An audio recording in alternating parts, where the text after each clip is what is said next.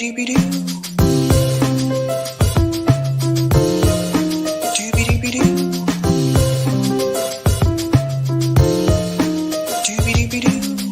host, sabrinasalvati.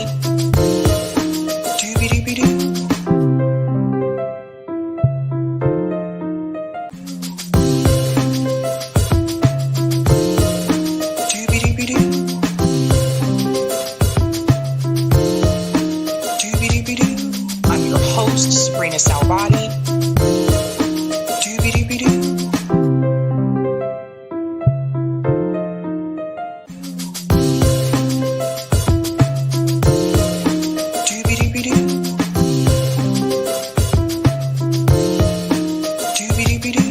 I'm your host, sabrinasalvati. We are on the brink of nuclear war with Russia. Yes. You have authorized sending $100 billion to a Nazi, and you refused to debate me, and I got 66,000 signatures to get on the ballot. Okay. And you refused to meet with me, although your funding has put my name on a Ukrainian kill list. And neither you nor Senator Kirsten Gillibrand responded to your constituents, myself and Scott Ritter, and your colleague, Senator Rand Paul, is on that list as well. Publisher Gabriel, Unity, Corey, Supporting a for fascist everything they dictatorship do in to help foster it. All right. Happy Friday. Welcome to Sabby Sabs podcast. I'm your host, Sabrina Salvati. That was Diane Sayre there confronting Chuck Schumer about the war in Ukraine. And I want to go ahead and introduce my special guest tonight. Misty Winston is here to talk about a huge event that is coming up in DC. Misty, what's up? Hello, my friend. Thanks for having me. I appreciate it. It's always good to hang out with you. And yeah, there's big stuff happening. So it's good to talk about. Awesome. Thanks so much and welcome back. So this event coming up in DC, Rage Against the War Machine. We're going to talk a little bit about that. I know some people have questions like who are the speakers? I'll go through that on the website and everything, but this event is taking place February 19th. So this is President's Day weekend. So the event is on that Sunday. So if you have President's Day off, if you have Monday off, this would be great for you. Again, it's going to be in DC. Misty, can you tell everybody, like, first of all, why is this event taking place and who are the groups that are participating in the organizing? Okay, so this is a kind of a joint venture between the People's Party and the Libertarian Party. I just want to, from jump, make it perfectly clear. I'm not like an actual organizer on this event. They've just asked me to kind of help on the side with the Assange messaging, all of that stuff, because freeing Julian Assange is one of their 10 demands, which is awesome. So I don't want to take any undue credit. There's a lot of really amazing people working super hard to put this event together. It is happening on February 19th. It is a joint venture between the People's Party and the Libertarian Party. And it's a long overdue kind of post-partisan attempt to revitalize the anti-war movement in this country, which is so unbelievably necessary right now. I know everybody's familiar with what's happening with Russia and Ukraine and the fact that we're, just shoveling money and weapons into this situation. And so this is hopefully going to be a huge event taking place in DC, where we kind of revitalize that sort of anti-war mentality in this country and start fighting back against the war machine. Well said. And for those who are wondering, here are the groups that are organizing. You have the Libertarian Party, the People's Party, Mises Caucus. The Mises Caucus, yep. Yeah, Mises Caucus, Peace in Ukraine, Liberty Speaks, Radical Caucus, Action for Assange. That's me. That's right. That's Misty. Punk rock libertarians. Man, that is something.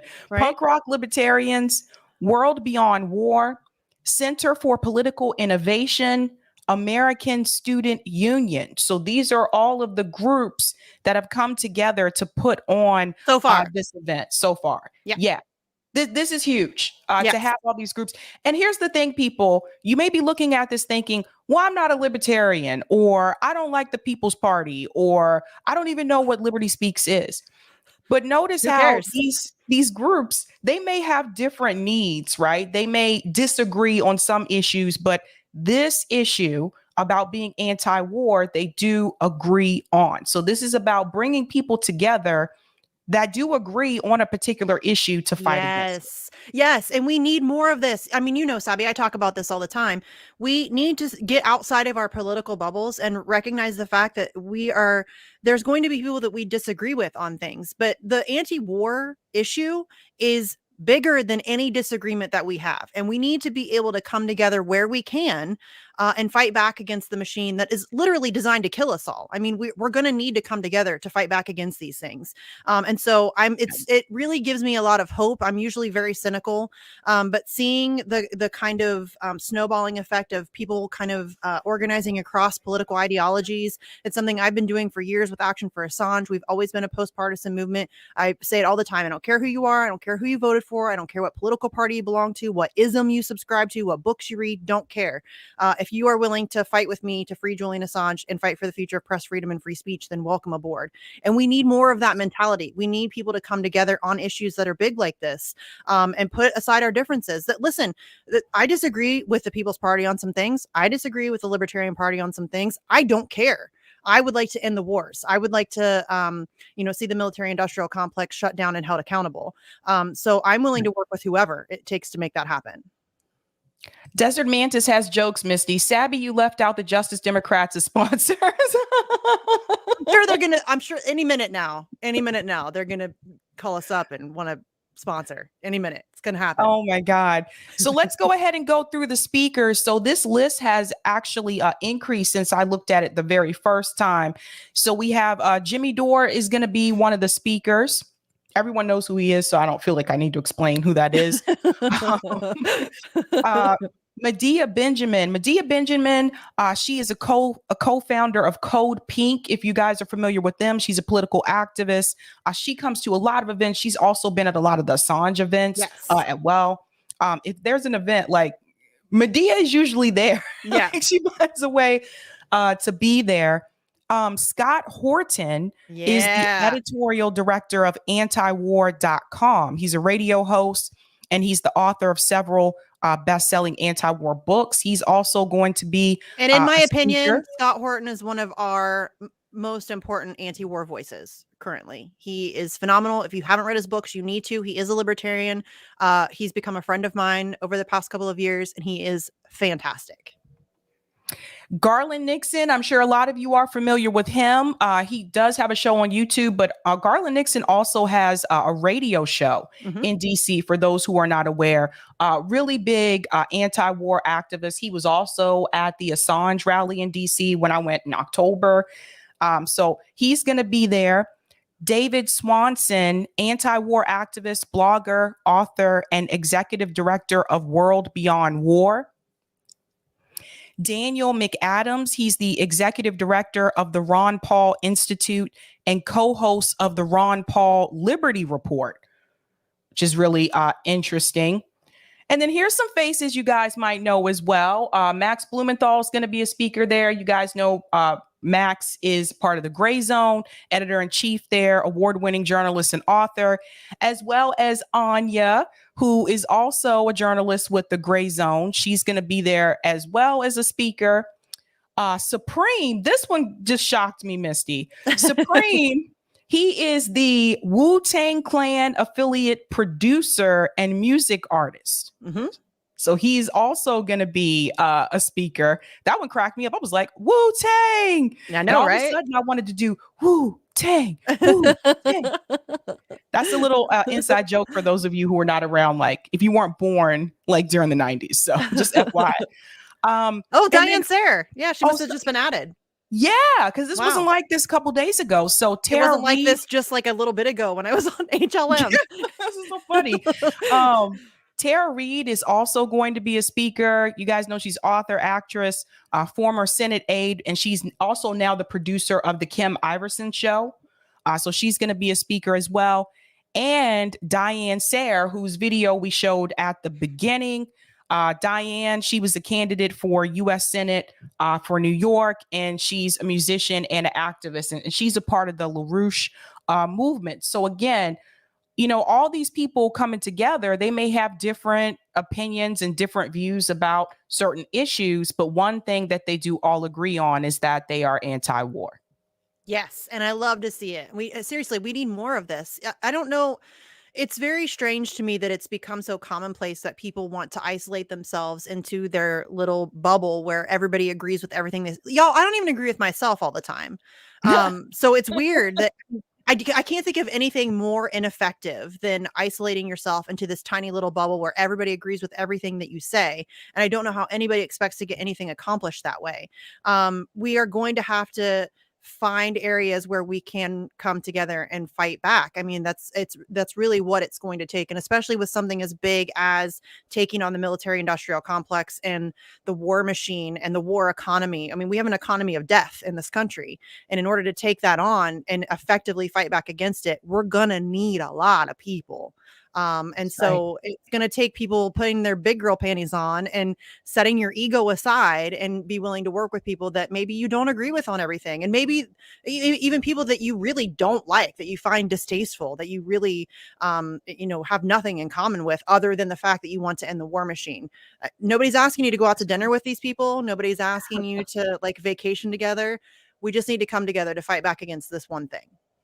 Yeah, and I want to say something about that as well. I think what people need to realize is that if you, I guess I would say, if you put yourself in a bubble to the extent where you're not going to do something because there's someone that you don't like who's going to be there, well, then you're going to miss out on a lot of things. You're going to miss out on a lot of events. You're going to miss out on, you don't have to like everybody. No. And like everybody isn't always going to be a part of the same political ideology either. You know, I mean, at the Assange rally, it's not like everybody there was a lefty. Absolutely not. And that was intentional. I wanted to bring people together across the political spectrum because I think that that's super important. I really can't stress enough how important, to me, that's just my opinion. You can disagree with me if you want to.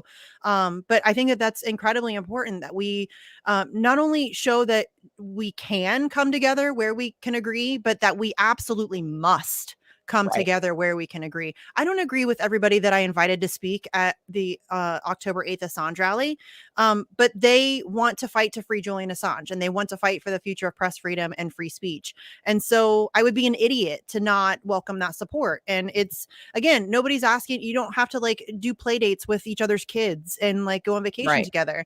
All you have to do is just come together and fight back against the thing that this, and it's so funny that you say that it's really weird to me that people are like, oh, well, that person that I don't like is fighting for a thing that I claim to care about, so I guess I can't fight for it anymore. Then you don't actually care about the thing.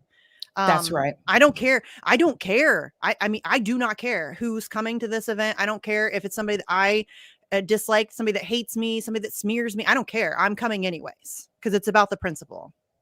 That's right. And, you know, as someone who played sports, I can tell you, like, I think there's this belief among people who don't play sports that everybody on the team is friends. That's not actually true. No. But the difference is when it's time for you to go out there and play that game, you come together so that you can win. Yes. Yeah. You know, so that's what it takes. I want you guys to kind of look at it from that perspective. And Eric just in the chat, Eric just said division is a tool of the corporate establishment. Absolutely. Why do you think so much money and time and energy and resources and all of the propaganda that's put out there that to keep us divided? They want us divided, y'all. That's how they win. It's when they keep us fighting amongst ourselves that we are then not paying attention to the man behind the curtain. And that's, we need to get past that. We need to recognize that it's okay to disagree. It's fine to disagree. It's fine to disagree strongly. It's fine to have, really heated conversations. That's how we hash those kinds of things out. But again, we can't even begin to have those disagreements until we deal with the system that's killing us all. None of these disagreements will matter if we're all dead from nuclear war. You know what I mean? So let's deal with that first. That's right. Let's go through the demands because I thought these were pretty huge. Yeah. Number one on the listed demands, not one more penny for war in Ukraine. Let's talk about that, Misty. Yeah, I mean, that should have happened, I don't know, like a gazillion dollars ago. It's absurd to me that we are sending so much money and weapons into this one of the most corrupt countries on earth, and we all know that, and which has actual Nazis as part of their military, like a sanctioned part of their military. And we're just flooding, and it's like it's fascinating to me that people who lived through Iraq, who lived through Afghanistan, who lived through Syria, who've lived through all of these other things are fine with this happening all over again. We know that it's a money laundering scheme, y'all. This has nothing to do with helping the people of Ukraine. It has nothing to do with that whatsoever. The people of Ukraine are being used, and it's gross. It's despicable. And so, yeah, I mean, we absolutely have to stop sending money into this situation, and there needs to be a heavy push for peace, which is the next demand, is to negotiate peace. There's been multiple opportunities presented where we could have navigated peace, and we've chosen not to because that's not where the money is. That's right. There's no money in peace. No. And that's number 2, negotiate peace. I think that one's pretty obvious. 3, stop the war inflation. The war is accelerating inflation and increasing food, gas, and energy prices. The U.S. blew up Russian gas pipelines to Europe, starving them of energy and deindustrializing their countries. Deindustrializing their countries in the war, and stop increasing prices. I talked about this a couple days ago about how people in the UK can't afford to pay their heating bills because of this conflict, and they're having to go to these facilities called warm banks just so they can have heat. Yeah. Yes, and that's only going to continue to get worse the longer that this goes on. And that's the intent. Like they don't care about the people of Europe. They don't care about the people of Ukraine. They don't care. This, again, is all about just funneling money back to the top 1% in whatever way possible. And war is one of the easiest ways to do that. And that is it. This has nothing to do with, I mean, the people of Ukraine fighting for their sovereignty or democracy or humanitarian effort. It has nothing to do. It's astonishing to me that there are still grown adults who think that that's what the U.S. does. That's never what we do. This is about laundering money to the top 1% through war, through blowing people. We blow people up for profit. That's what we do. It's true. It's a shame, but that's the harsh truth that some people don't want to hear. Number 4, disband NATO. We had a rally not too long ago here in Boston, and I forget who was speaking, but someone was speaking at that point in time, and they were saying we need to, abolish NATO. And an older woman walked past at the Boston Common, and she said, abolish NATO? Are you guys insane? We need to have NATO. And I was like, maybe you should stand around and listen for the rest of the conversation, and you'll understand just how bad it is for us to have NATO. Yeah. Well, as Eric just said in the chat, the propaganda is strong with the normies. I mean, that really is, all of this speaks to the power of propaganda in this country. I mean, Nick says it all the time. I say it all the time. This country is unbelievably propagandized. I mean, North Korea has nothing on us. You know what I mean? Like, and what's so, dangerous about the propaganda in this country is how subversive it is. It's not in your face, but we are bombarded with it every single minute of every single day from the moment we exit the womb. And that's really what we're up against, is trying to combat that narrative management. And the disbanding NATO thing should have happened ages ago. It's, essentially just a terrorist organization. I cannot support that hard enough. That's right. And I do want to remind people that after the Berlin Wall fell, NATO was not supposed to expand anyway. But you see that continued to happen. So number 5, global nuclear de-escalation. This is actually what Diane Sayre was complaining about in that clip at the beginning towards Chuck Schumer. Like, this is not a game. This is not a joke. None of this is going to matter. Like, all these people saying, oh, we can't let the Republicans take back the House or the Senate or the White House. None of that matters if we have a nuclear war and we're all dead. Exactly. That's what I'm saying. If anything should be worth putting differences aside to fight against, it should be this, because, we are a hair's breadth away from nuclear catastrophe every single second of every single day, simply because nuclear weapons exist. And all it takes is one wrong move, one wrong decision, one grumpy, world leader who you know what I mean? Like it's astonishing to me how like just dangerously close we are all to a complete annihilation, and everybody is just like it's like a normal part of society. There's no reason for nuclear weapons to exist. It's weird to me that we're willing to hash out our differences with nuclear weapons. How about we try using our words? Why don't That's we right. have a dialogue like grown-ups? But instead, we have this ridiculous I don't know, the whole war thing is always just a little baffling to me anyways, that's how we solve our problems. But again, it's not really about solving our problems, it's about profit. That's right.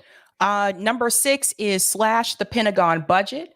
I 100% agree with this. They just had an audit recently, Misty, and they can't account for where the money is gone. No, they can just lose, y'all. They can just trillions of dollars. They're like, oopsie, don't know where that went. And everybody's just like, all right, whatever. Like, it doesn't even get a blip on the radar. Like, nobody really talks about it in mainstream media. Nobody's really upset about it. Trillions of dollars just poof, gone. We have no idea. Nobody's mad about that. I'm mad about that. Like, I'm mad about that. And the idea that we keep giving them more and more and more and more. We're nearing $1 trillion for the annual budget.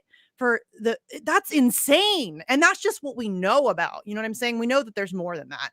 But that's just what's on the books. That's insane. That is insane, especially given the fact that in this country we have so many problems, so many problems that need to be addressed. And instead, we just keep funneling money into the defense industry, the military industrial complex. It's gross. 100%. And the data shows too that after we pulled out of Iraq in 2011, the defense budget continued to increase, which didn't make any sense. We weren't at war. No. So why are you continuing to increase the budget? It's just Number Raytheon 7. CEO's got to get their next yacht, Sabby. The Raytheon CEO needs another yacht. That's what it is. 7 is abolish the CIA and the military industrial deep state. Yeah. This one is also huge. Yeah. Yes. I mean, I don't know if there's a more destructive force other than maybe the United States military than the CIA, which really, I mean, that's kind of part and parcel right there. But yeah, that they are unbelievably, the things that they have done and have been able to get away with is gross. It needs to be called out. And again, it's going to take a lot of noise and a lot of people coming together to make that happen. And we may be too far gone. I'm not sure. But that needs to happen like yesterday, like decades ago, like, JFK, you know what I mean? Like, yeah. Like they infiltrate groups. Yeah. They dismantle groups. Like they're not to be trusted. They control the narrative a lot of times when we're talking about press as well, too. Mm-hmm. Oh, dude, they don't even hide it anymore. Like it used to be more subversive where they would kind of, sneak them in on the payroll or what. Now they just have paid contributors to mainstream media networks who are former spooks. And that's who is giving you your news every day. And it's just been normalized, and it's very strange.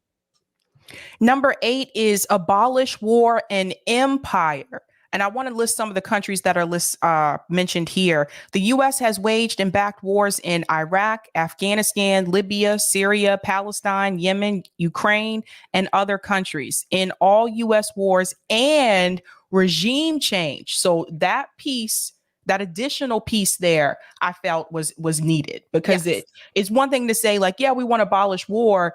But if you don't include that piece in there, that's questionable because the United States government should not be making those decisions about who should be in power in another country. I mean, look at what that did. If we go back to Saddam Hussein, like they made that decision then, and then they took Saddam Hussein out, and then that gave rise to ISIS. I mean, we put Putin in power. We complain about Putin. We put Putin in power. And that's very often the case. Listen, there are a great many countries right now who are ruled and controlled by people that we put in power. And we do it all the time. We're doing it now. We tried to do it recently with Juan Guaido. You know, this is, and you're right. We have absolutely no business whatsoever telling the people of another country who should be in control of their country. That is something that they should decide on. They should have, you know, the autonomy and the sovereignty to make that decision for themselves. And yes, I think that that was very important to add on to that, because it's not just about ending the war. That's obviously hugely important, but we also control things in other ways, and that includes regime change, where we just go in and install, you know, some puppet dictator who will do whatever we tell them to do. And that's another way that we are able to get into these countries and control their resources and steal from them and all of that good stuff. So yes, very crucial that they added that in there for sure. And I want people to think about it. Like, how would you guys feel if someone did that to us? How would you feel if, like, Germany one day said, okay, US, we're going to remove, or some of you guys would be happy to remove Biden. We're going to remove your president, and we're going to put this person in charge. And this is how things are going to work in your country from now on. Imagine if that happened to us. That's how our country formed, is that we were tired of other people telling us how to run our shit, right? Like that's the entire formation of this country, was that we didn't want you know, taxation without representation, right? We wanted to represent ourselves. And so yeah, we would that wouldn't fly here. It shouldn't fly anywhere. It's absurd that, you know, the United States thinks that we have, you know, the authority to control the world. That's really what we think, though. We think that we are the world's babysitter, that we control everything, and that's the whole ending the empire. That needs to happen.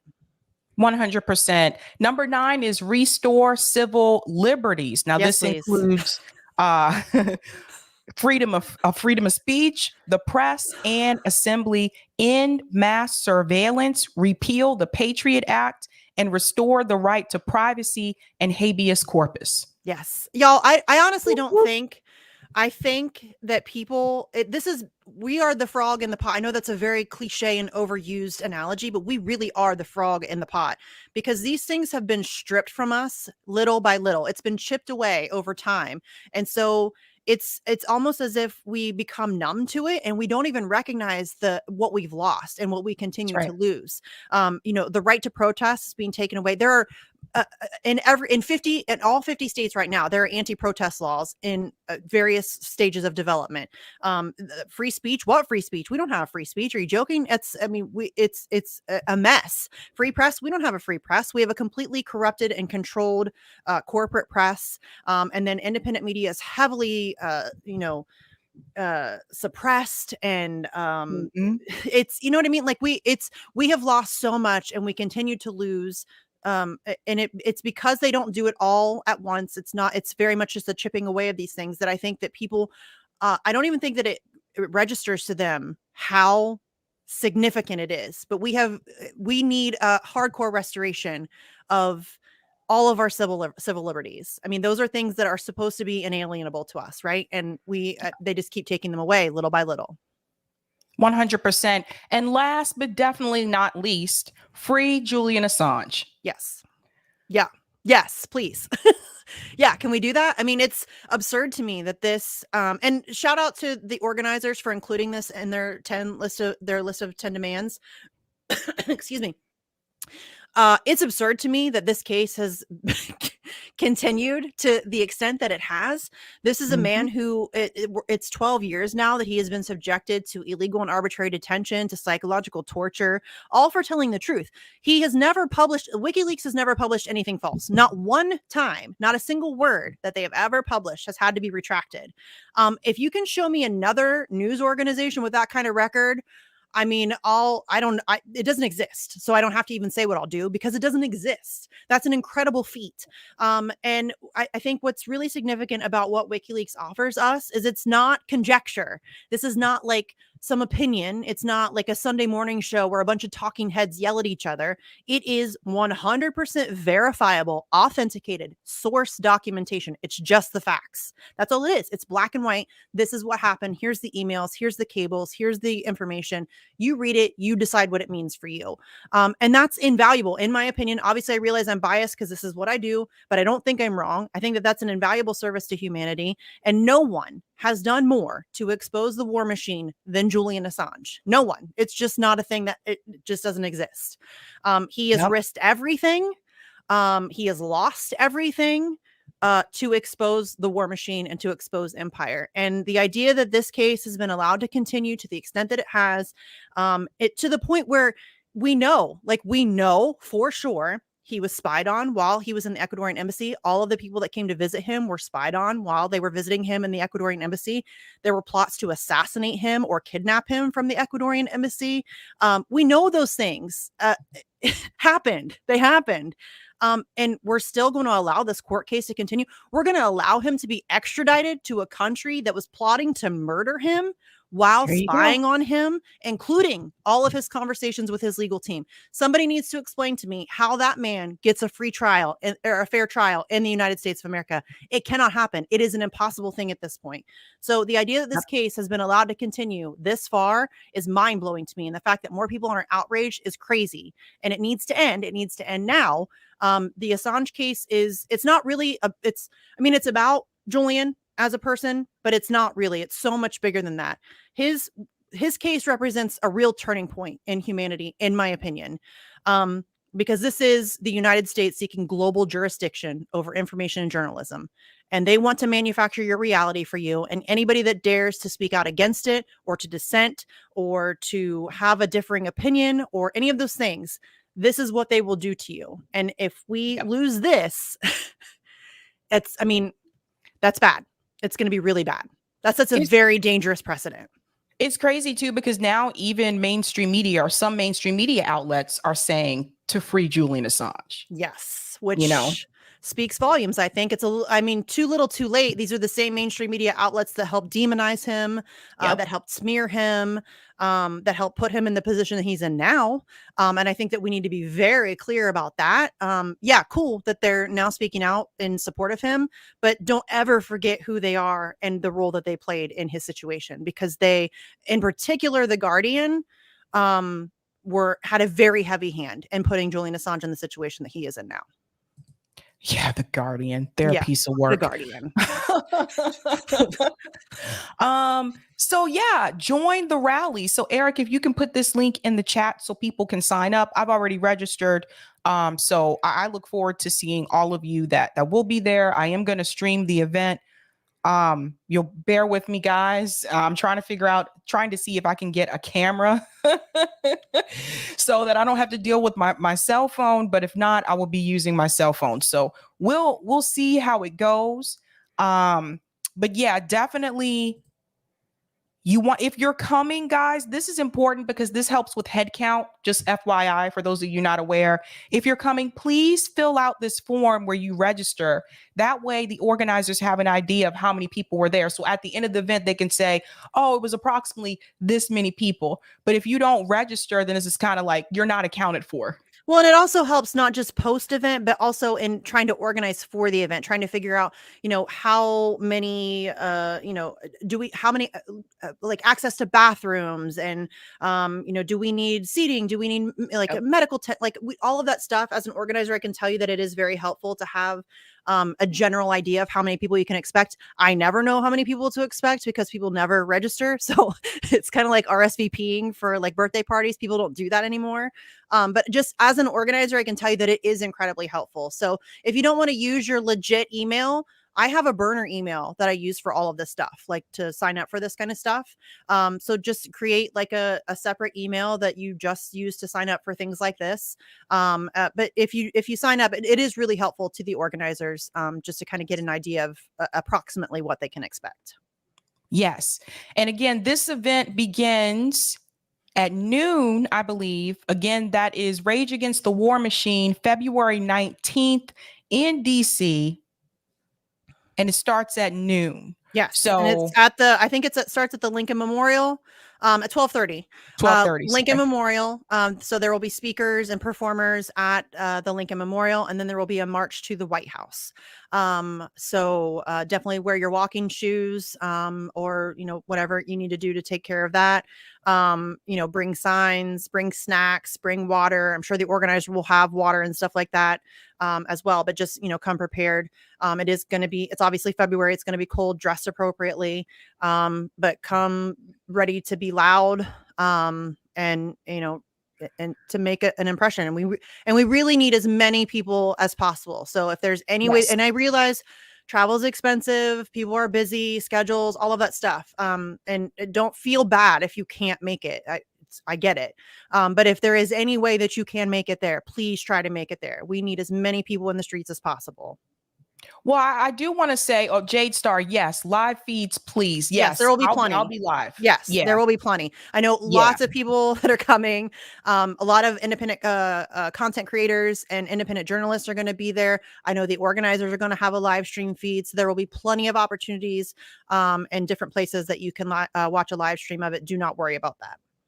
And I do want to say, shout out to the organizers, because they have done something some of these other events that I've been a part of have not done. They have told people about this event at least 2 months in advance. Yeah. And that gives people time. Like for me, like the Assange thing, you told me about that way in advance. I was like, yes. okay, I always do.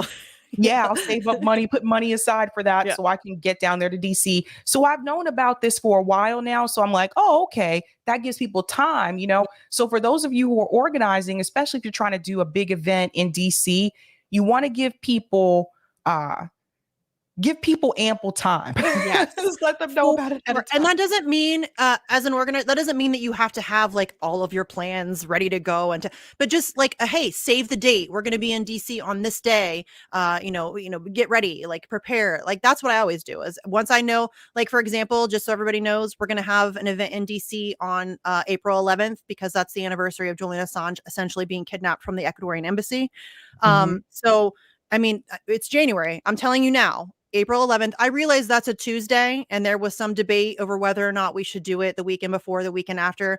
I personally feel very strongly that we need to have a presence in DC on the day. I think that's important. I realize that means that my event's going to be smaller. Like it's just a given. But I think it's important. But I'm telling you now, in January, April 11th, we're going to be in DC. So everybody save the date for that. But yes, that is, if you are an organizer, I think that's a huge thing, is make sure you're giving people plenty of time to plan and save money and make, people have kids, they got to worry about babysitters and time off of work and all of that stuff.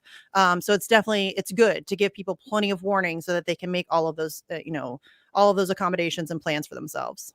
And hotels, because the price increases as you get closer to the date. Right now, if you're trying to book a room, they're pretty reasonable, to be honest. If you're trying to book a room right now, but as you get closer to that date, those prices are going to increase. For sure. Yes.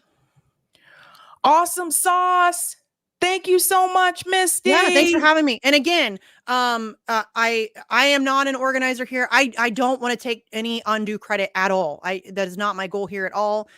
They just asked me to help as far as the Assange stuff goes. So I'm trying to lend them a hand by doing some of these appearances for them and just get the word out as much as I can. There are a lot of really incredible people doing a lot of really hard work. I don't know if you guys know how hard it is to organize something like this. It's a lot of work.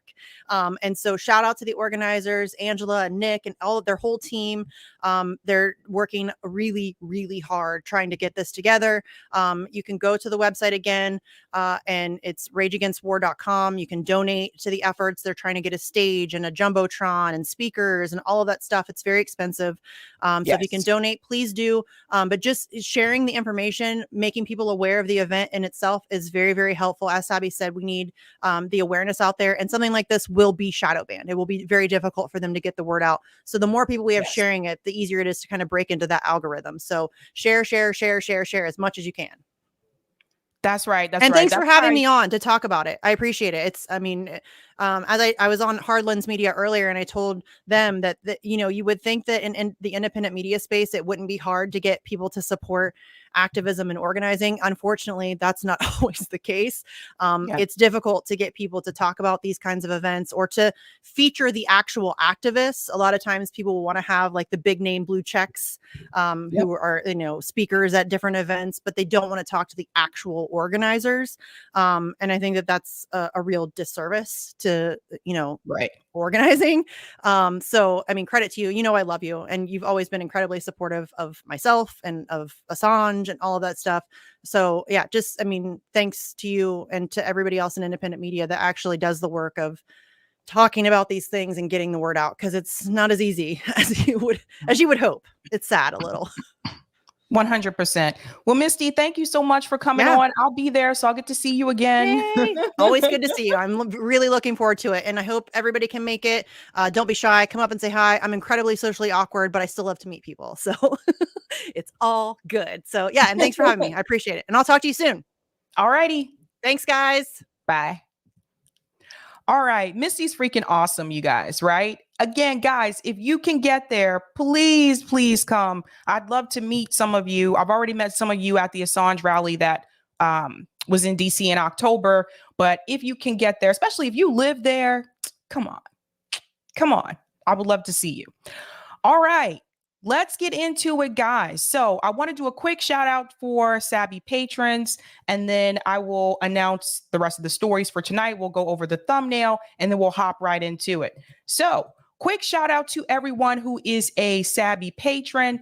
Again, you guys, you're just always doing the thing here. I don't know why that's happening. Let me stop sharing. Let me share again. It was going strobe light effect. Didn't mean to scare anybody there. Okay, there we go. Shout out to Sabby patrons. Thank you so much for your support.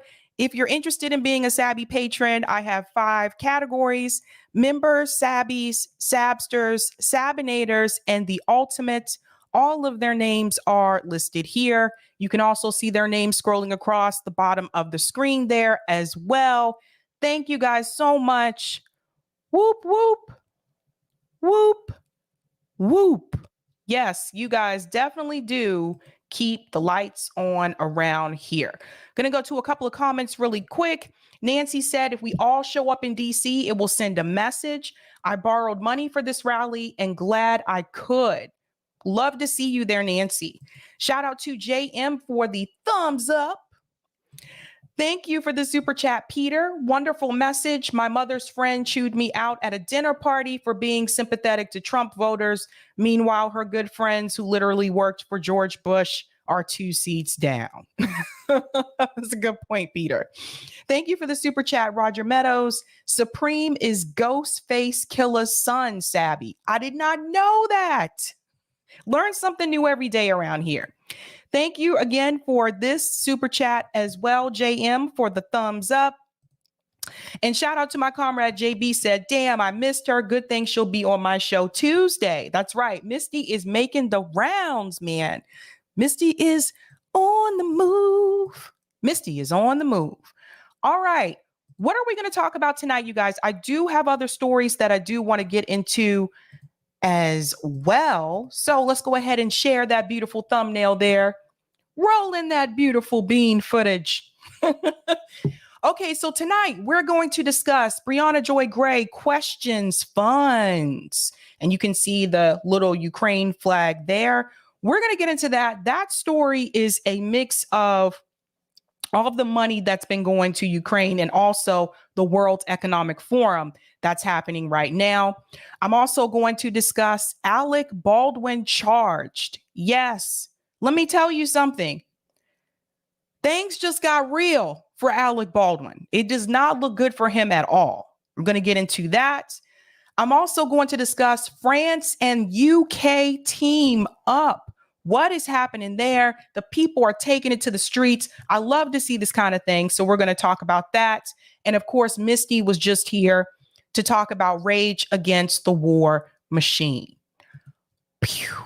All right. Now, guys, you will have to forgive me. I do have 90s music stuck in my head. If I end up blurting something out, I apologize. I have 90s music stuck in my head because I have a 90s playlist on Spotify, and I was actually listening to that earlier today. So good tunes and good times. I love 90s music.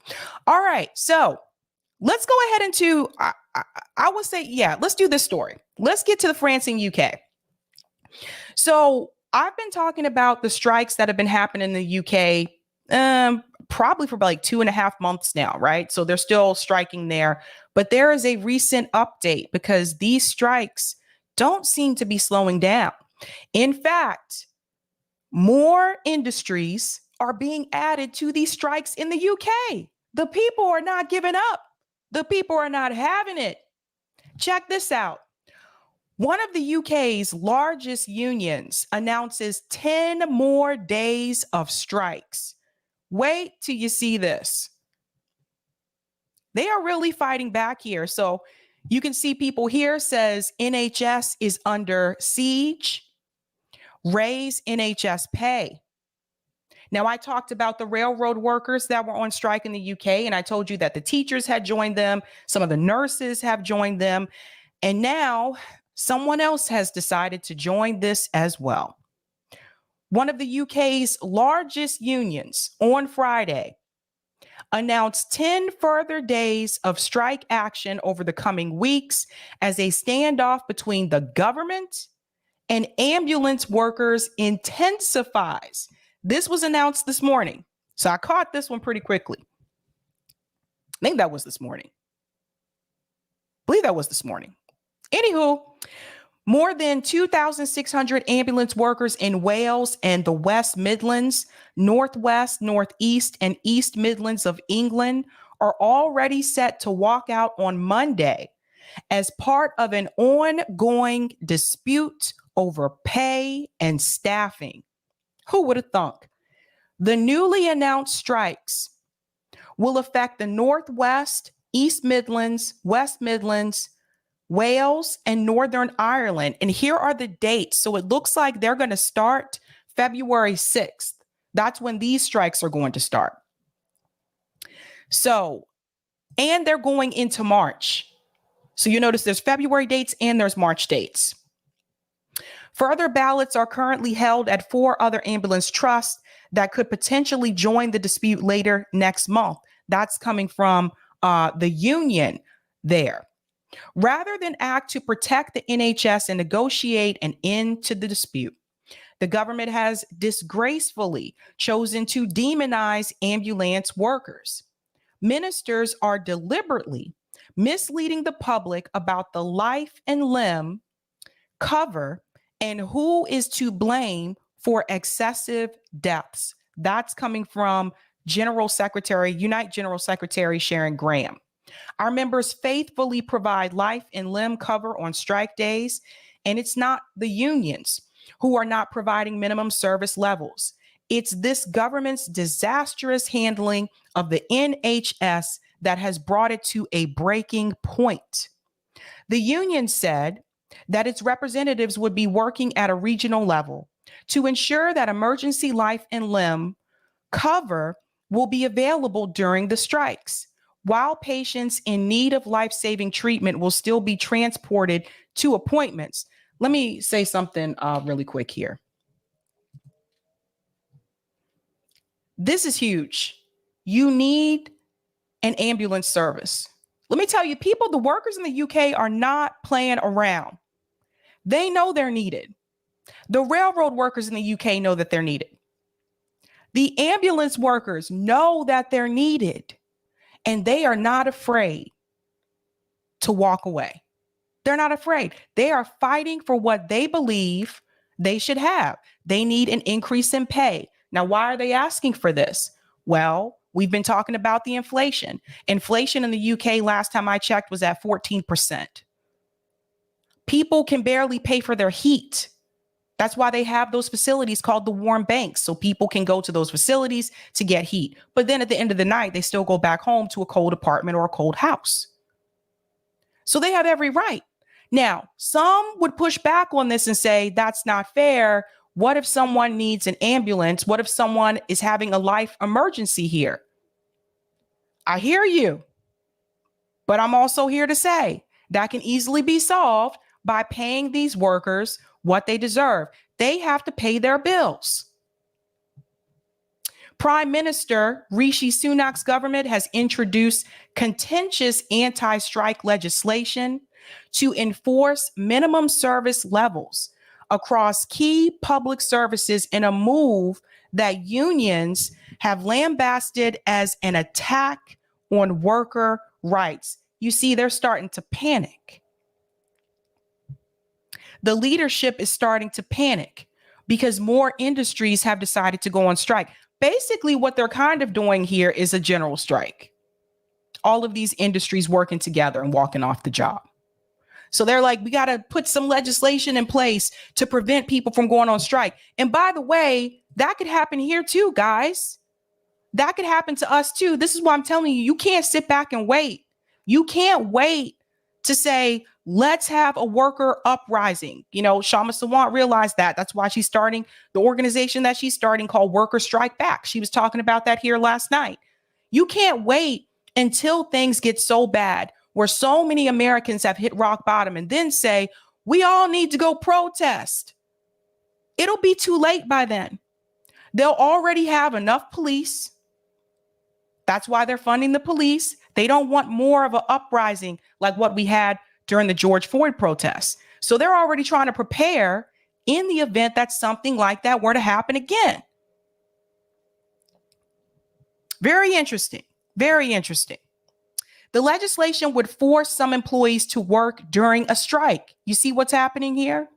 Government ministers have publicly accused ambulance workers of endangering lives by taking industrial action, prompting a widespread backlash from unions and political opponents. Unite National Lead Officer One Kesheev said that a resolution was in the government's hands and the dispute would only end when the UK leadership enters proper negotiations over pay. The government's constant attempts to kick the can down the road and its talk about one-off payments or slightly increased pay awards in the future is simply not sufficient to resolve the dispute. Members of the Royal College of Nursing and ambulance workers who are part of the GMB union are also striking on February 6th. The GMB has scheduled further action for February 20th, March 6th, and March 20th. Claire Daly will be here next week, and this is one of the things that I'm going to talk to her about the strikes that are happening in the UK, among other things. But it's not just the UK, because the workers in France are also rising up. They've risen up so much to the point where it is also affecting transportation. Why are people protesting in France in masses? And I'm going to show you what the numbers look like here in a second. Why are thousands of people out in the streets in France protesting? Why? Because their prime minister has decided to increase the retirement age. Now, see, when these things happen to us, we can barely get 100 people out. We have our own government talking about cutting Social Security, talking about cutting Medicare, and talking about increasing the retirement age. And we can barely get 100 people out in the street. France is not putting up with that. They're not doing it. So let me show you how they're already affecting transportation. Listen to this. Paris commuters were among the first to feel the effects of nationwide strikes that began in France on Thursday. Train drivers were among those to walk out in protest at planned pension reforms. The changes would see the retirement age rise by 2 years to 64. Thursday's walkouts left public transport severely disrupted, with few high-speed trains running and some Paris metro stations closed. Though at least some travellers backed the strikers. It's a necessary expression of opposition to the reforms, says this man. Did you hear what that gentleman just said? Listen to what he just said. Because I've seen a lot of people complain about workers going on strike here. Some people were complaining about the railroad workers asking for a guaranteed sick pay. But listen to what this gentleman says. Travellers backed the strikers. It's a necessary expression of opposition to the reforms, says this man. It is a necessary expression of opposition to the reforms. You see how the way of thinking is different? So this gentleman, for him, he probably like, yeah, it's a pain because public transportation, the protests are affecting the public transportation and so are the strikes. But at the same time, you know what? It is necessary. Meanwhile, when we've had these protests in the United States, especially during the George Floyd protests, there were people complaining on social media saying things like, I couldn't get to Starbucks to get my latte in time because protesters were blocking the entrance. Americans. I was late for work because protesters were protesting about George Floyd. I'm pissed. Americans. It took me an extra 30 minutes to get home because there were protesters walking across the freeway in California. Americans. You don't hear them say it is a necessary expression to the opposition. Americans here will complain that they can't get their latte because of protests and strikes happening, instead of focusing on why are the people protesting and why are they on strike in the first place. First world problems. Let's go on. Strikes and protests extended across the country. Some 7 out of 10 primary school teachers are expected to walk out. Power firm EDF said electricity output was down by around 12%.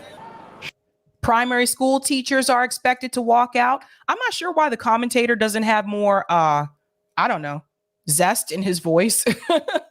He sounds like he's about to fall asleep, but the primary school teachers are about to walk out. They're already talking about that. Shipments were blocked at some oil refineries.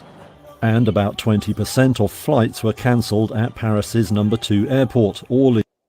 They had shipments that were blocked, and they had 20% of flights canceled at Paris number 2 airport. This is really how you disrupt the system. And this is why I continue to say that nothing is really going to change until you cut off the transportation.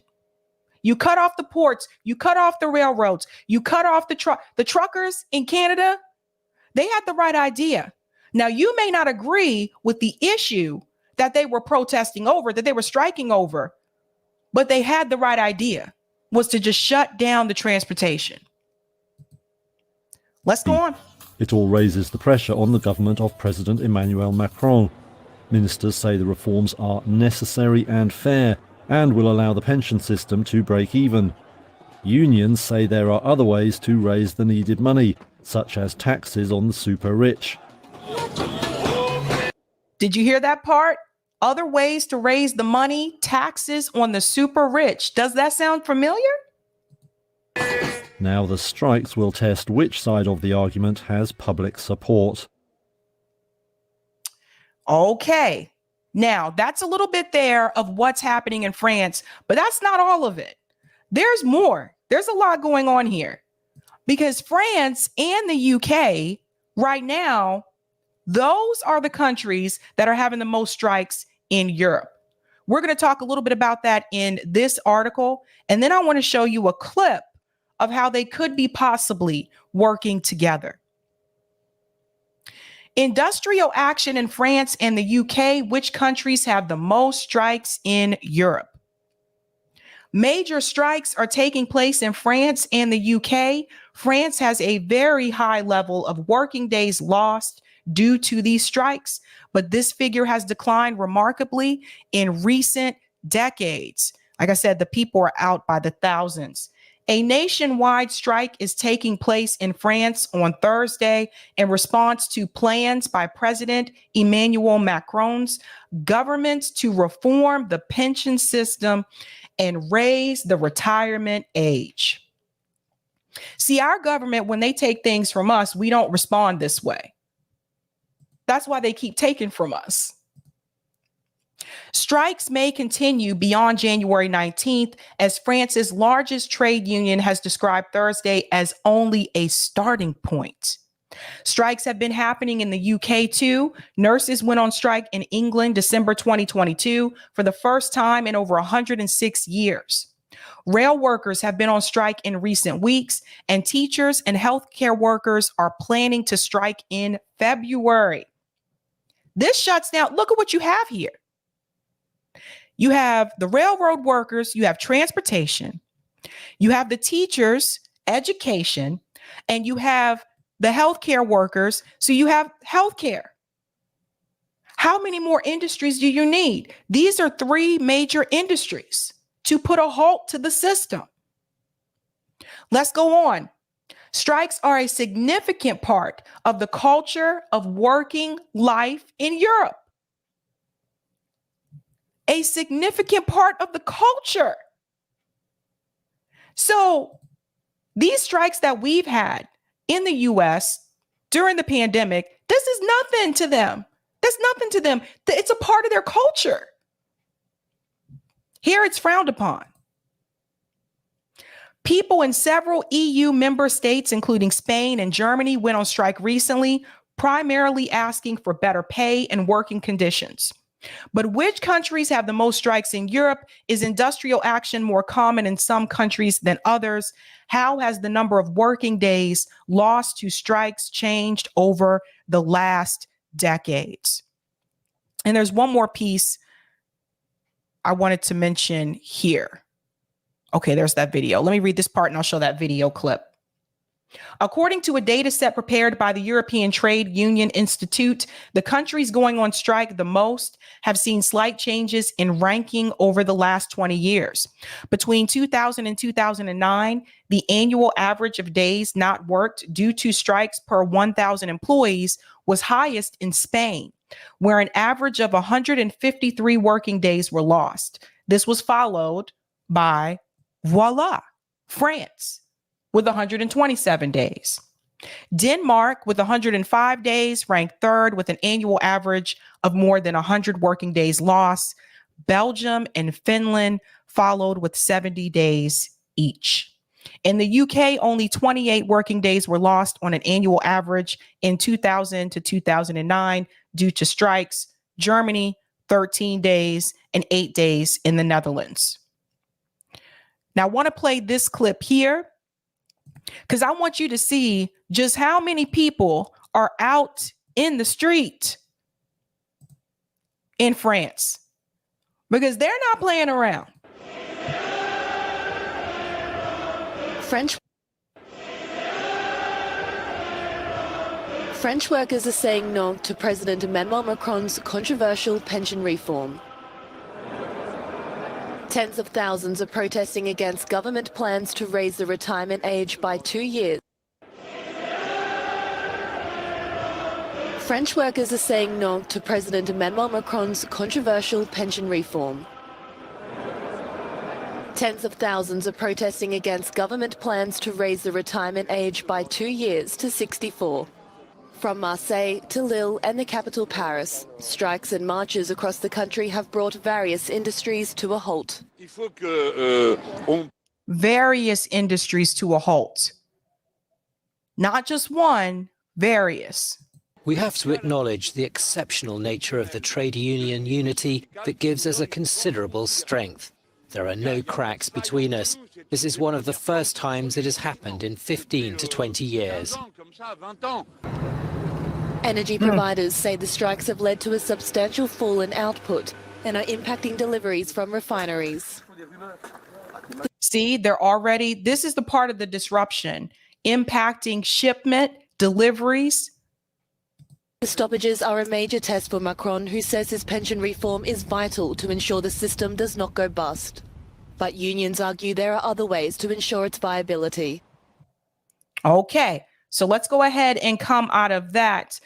Bill Bradley, 100% agree. This is how people should be reacting to late stage capitalism everywhere. Yes, 100% agree.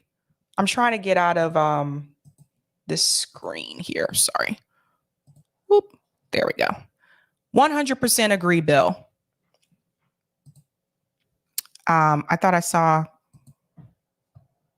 something else here. Terry, I believe Europe has learned from our years of marching in the streets. Maybe, maybe not. You know, the yellow vest in France, like, they do not play around.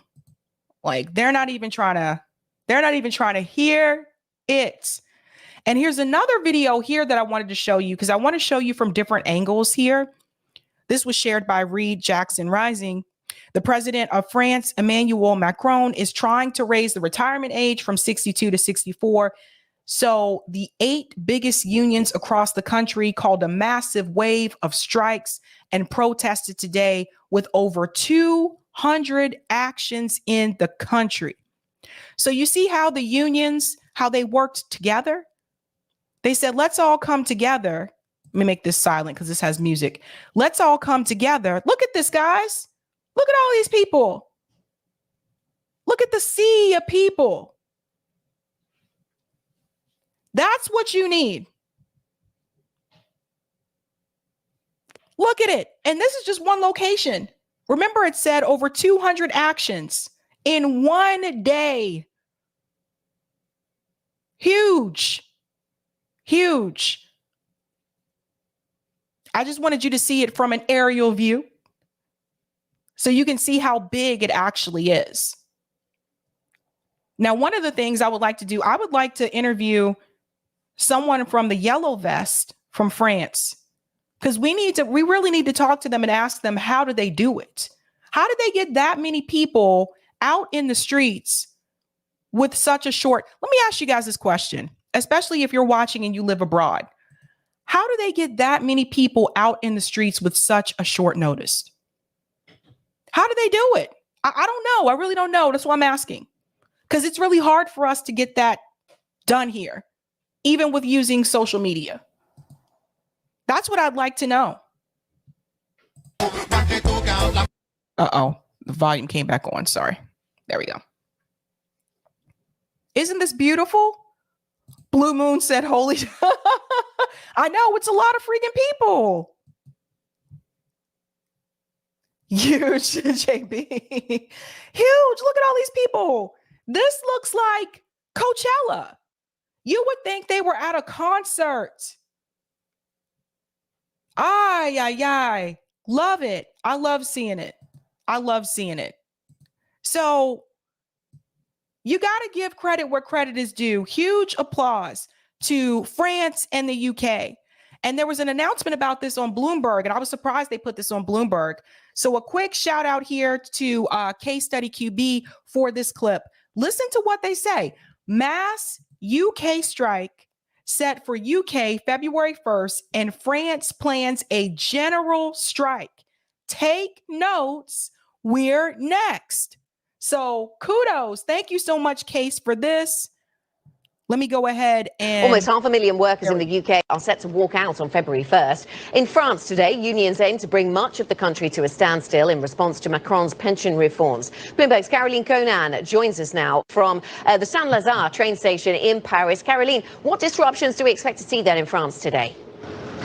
Anna, you know, the pension reform announced by Emmanuel Macron last week has angered a lot of French people. So this general strike today is expected to be very... Did you hear what she just called it? She just called it a general strike for France. They're already calling it a general strike. Painful. This is according to the French transport minister. For example, right here from Saint-Lazare, you have some national trains, you have some regional trains. About 1 in 3 high-speed TGV national trains will run across the country. Pause in here so you can see what they have here. 1 in 3 TGV trains running maximum. Some metro lines closed. 70% of school teachers on strike. 70%. 70%. The teacher said, listen, students, you don't need no education today. You don't need no school. We got to get our pay. 20% of flights canceled at Orly and oil refineries on a 24-hour strike. See, when they shut things down, they make sure they shut things down across industries. 1 in 10 regional trains. So you can imagine how difficult today this is going to be for a lot of the French. And for those who have children, even a more challenging day, because 70% of the primary school teachers are on strike today. We will also expect some disruptions in oil refineries. You've seen some French people queuing again at the petrol stations because they were worried that they would run out of fuel over the next few days. And finally, there will be some disruptions in terms of electricity production with some reduced capacity expected to be equivalent to about twice the consumption of Paris, the capital. Okay, so it sounds pretty chaotic, Caroline. What does this mean for President Macron? Will he back down? It will depend on how many people actually descend on the streets and protest. There's going to be protests and marches across the country today. I will go at the protest in Paris this afternoon. Unions expect to gather at least 1 million people in the streets. But of course, did you hear what she just said? Let's hear it again. Let's hear it again. I want you to hear the number. How many people they expect to gather in the streets? I will go at the protest in Paris this afternoon. Unions expect to gather at least 1 million people in the streets. But 1 million people in the streets. The unions expected to gather 1 million people in the streets. Do you hear this, guys? 1 million people? Million. And that's all the unions working together, coming together. Whoo, man. of course, even if 2/3 of the French people are opposed to this pension reform and to raising the retirement age from 62 today to 64, that doesn't mean that everyone will go down and descend on the streets. So we'll have to see if it's more than 1 million, it's a victory for the unions. If it's less, it could be a victory for the government and President Macron. Take notes, guys. Let's take notes from France and the UK. Really want to talk to the yellow vest peeps. Really do. I'm going to go to some of the comments here in the chat. Joe says solidarity with the yellow vest movement of France and Extinction Rebellion out of England. That's right. JB says not paying them enough is a danger to society. Bill says, indeed, Sabby, you have to shut down the supply chain. That's right. Johanna, Sabby, the drivers all have to have yellow vests in their cars. And with the strong strike culture, the two combined and quickly spread. JB says, funny how the running joke in the US is that the French don't have enough guts to do anything. We see that was the lie. What is it in the words of Maury Povich? And the lie detector test determined that was a lie. I'll take the comment on Rockfin, Eric. Thank you for the tip on Rockfin, Roger. Misty said abolish the CIA. Well, they're the henchmen for corporate, so go after corporate by replacing them with coups. By replacing them with co-ops, sorry. Also, let me get this straight. You want to make a law making it illegal for me to strike and force me back to work? Okay, so what are you going to do when workers flip you the bird and strike anyway? You're going to arrest them? I guess fire, okay, but you still don't have workers. How's that a win? Thank you for this tip as well, Roger. PMCs, you spoke of late for Starbucks because of protesters. Well, there is an implosion happening within the tech sector which reached its peak during the lockdown. So now all of these tech companies are laying off like crazy. You can probably say that all that money they gained in 2021, they lost in 2022. This is why San Francisco rent came down. I guess all these laid off tech workers will be joining us soon. Yeah, Microsoft also announced they're laying off people by the thousands. I saw that earlier this morning. And thank you for this tip as well, Roger. I guess the Obama plan of shifting us away from manufacturing to coding didn't work out so well. The government should be very careful. After Reagan destroyed Patco, we never recovered. I want to show you something. Is they're already prepping for some of this stuff. This is why I continue to say the time is now. Here it is. And this is happening in my neck of the woods. I apologize.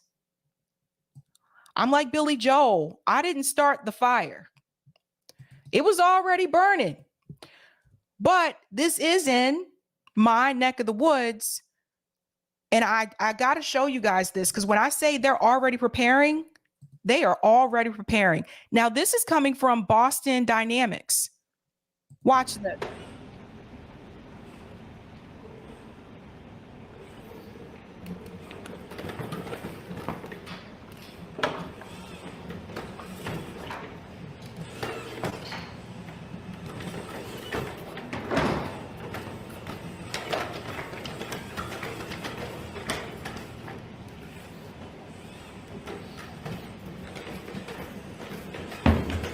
Look at this, guys. Already prepping.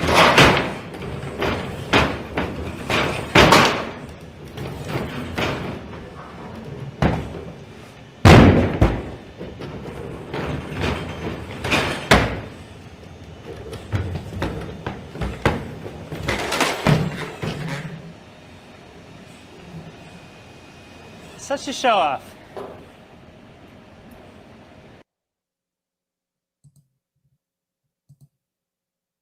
There goes someone's job.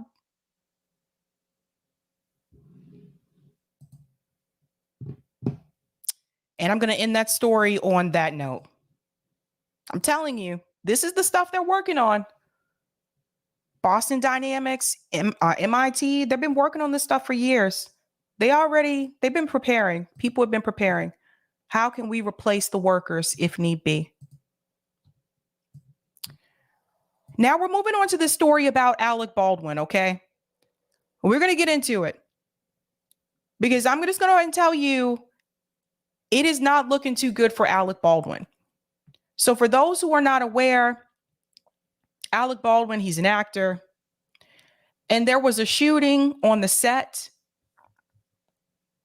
Let me get into the article, because the question a lot of people have is, how can he be charged if it was an accident? Right? So you have these prop guns on the set. Obviously, there's supposed to be blanks in those guns. There's not supposed to be real bullets. Unfortunately, in this particular situation, there were real bullets. Let's get into it. And then I'm going to show you what the DA is saying. Really quick, though, go ahead and smash that like button for me, guys. That helps me out with the algo. Thank you so much. Alec Baldwin to be charged with manslaughter in fatal 2021 set shooting. So remember, this happened in 2021. Some of you may have actually forgotten about this because it's been a while. So here we go. Actor Alec Baldwin and a weapons specialist will be charged with involuntary manslaughter in the fatal shooting of cinematographer on a New Mexico movie set. Prosecutors announced this on Thursday. That was yesterday, citing a criminal disregard for safety. Santa Fe District Attorney Mary Carmack Altwise issued a statement announcing the charges against Baldwin and Hannah Gutierrez Reed, who supervised weapons on the set of the Western Russ. Man, Halna Hutchins died shortly after being wounded during rehearsals at a ranch on the outskirts of Santa Fe on October 21st, 2021. Baldwin was pointing a pistol at Hutchins when the gun went off, killing her and wounding the director, Joe Souza. So the director was also hit, but the director survived. Now, I want to remind you of another incident that happened in Hollywood many years ago, and that was with Brandon Lee. So Brandon Lee, he's Bruce Lee's son. He had gotten to the acting business. Some of you remember the movie The Crow. That movie kind of, I guess you would say that movie really made his acting career take off, like looking back on it, The Crow.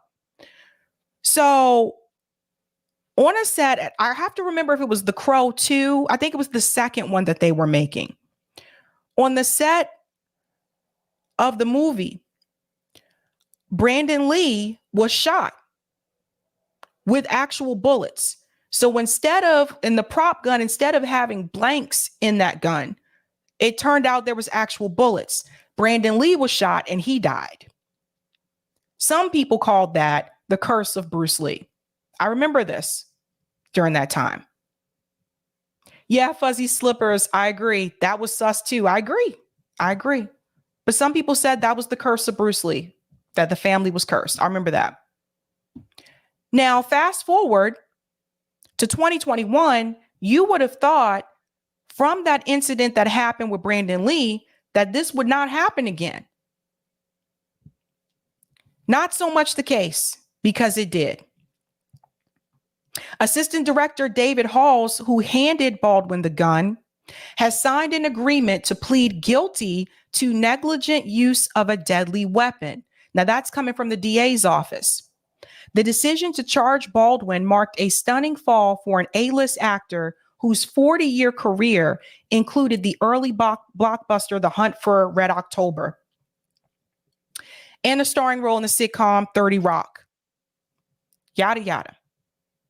Involuntary manslaughter can involve a killing that happens while a defendant is doing something that is lawful but dangerous and is acting negligently or without caution.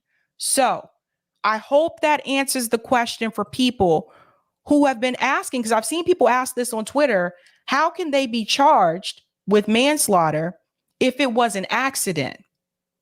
The DA is going to get into that. When I play that clip, the DA is going to explain to you why they have every right to be charged. It's this piece right here, acting negligently or without caution. That's the piece that got Alec Baldwin. And we'll get into that in a second. The charge is a 4th-degree felony, punishable by up to 18 months in jail and a $5,000 fine under New Mexico law. The charges also include a provision that could result in a mandatory 5 years in prison because the offense was committed with a gun. Carmack said charges will be filed by the end of January and that Baldwin and Gutierrez-Reed will be issued a summons to appear in court. She said prosecutors will forego a grand jury and rely on a judge to determine if there is probable cause to move towards trial. Andrea Reeb, a special prosecutor on the case, cited a pattern of criminal disregard for safety on the set. So this is another thing that you need to pay attention to. If any one of these 3 people, Alec Baldwin, Hannah Gutierrez-Reed, or David Halls, had done their job, Helena, how do you pronounce her name? Helena? Let me start this again. If any one of these 3 people, Alec Baldwin, Hannah Gutierrez-Reed, or David Halls, had done their job, Helena Hutchins would be alive today. Did you guys hear that part? If they had done their job. See, this is where the negligence piece comes in when we're referring to manslaughter. Because what they're trying to say is that it is still their fault because they didn't do their job. They didn't take the proper precautions ahead of time. So they can still be charged with negligence, thus being charged with manslaughter. That piece is important. Let's go on. It's that simple. Baldwin's attorney said the charges represented a terrible miscarriage of justice. The actor had no reason to believe there was a live bullet in the gun, but that's not the point. Let me highlight this part. The actor had no reason to believe there was a live bullet in the gun. That has nothing to do with the negligence part, though, because it was still their job to check the gun to make sure that there weren't live bullets in the gun. See, this is the piece that they are going to use. This is the piece that is very crucial when they say they didn't do their job.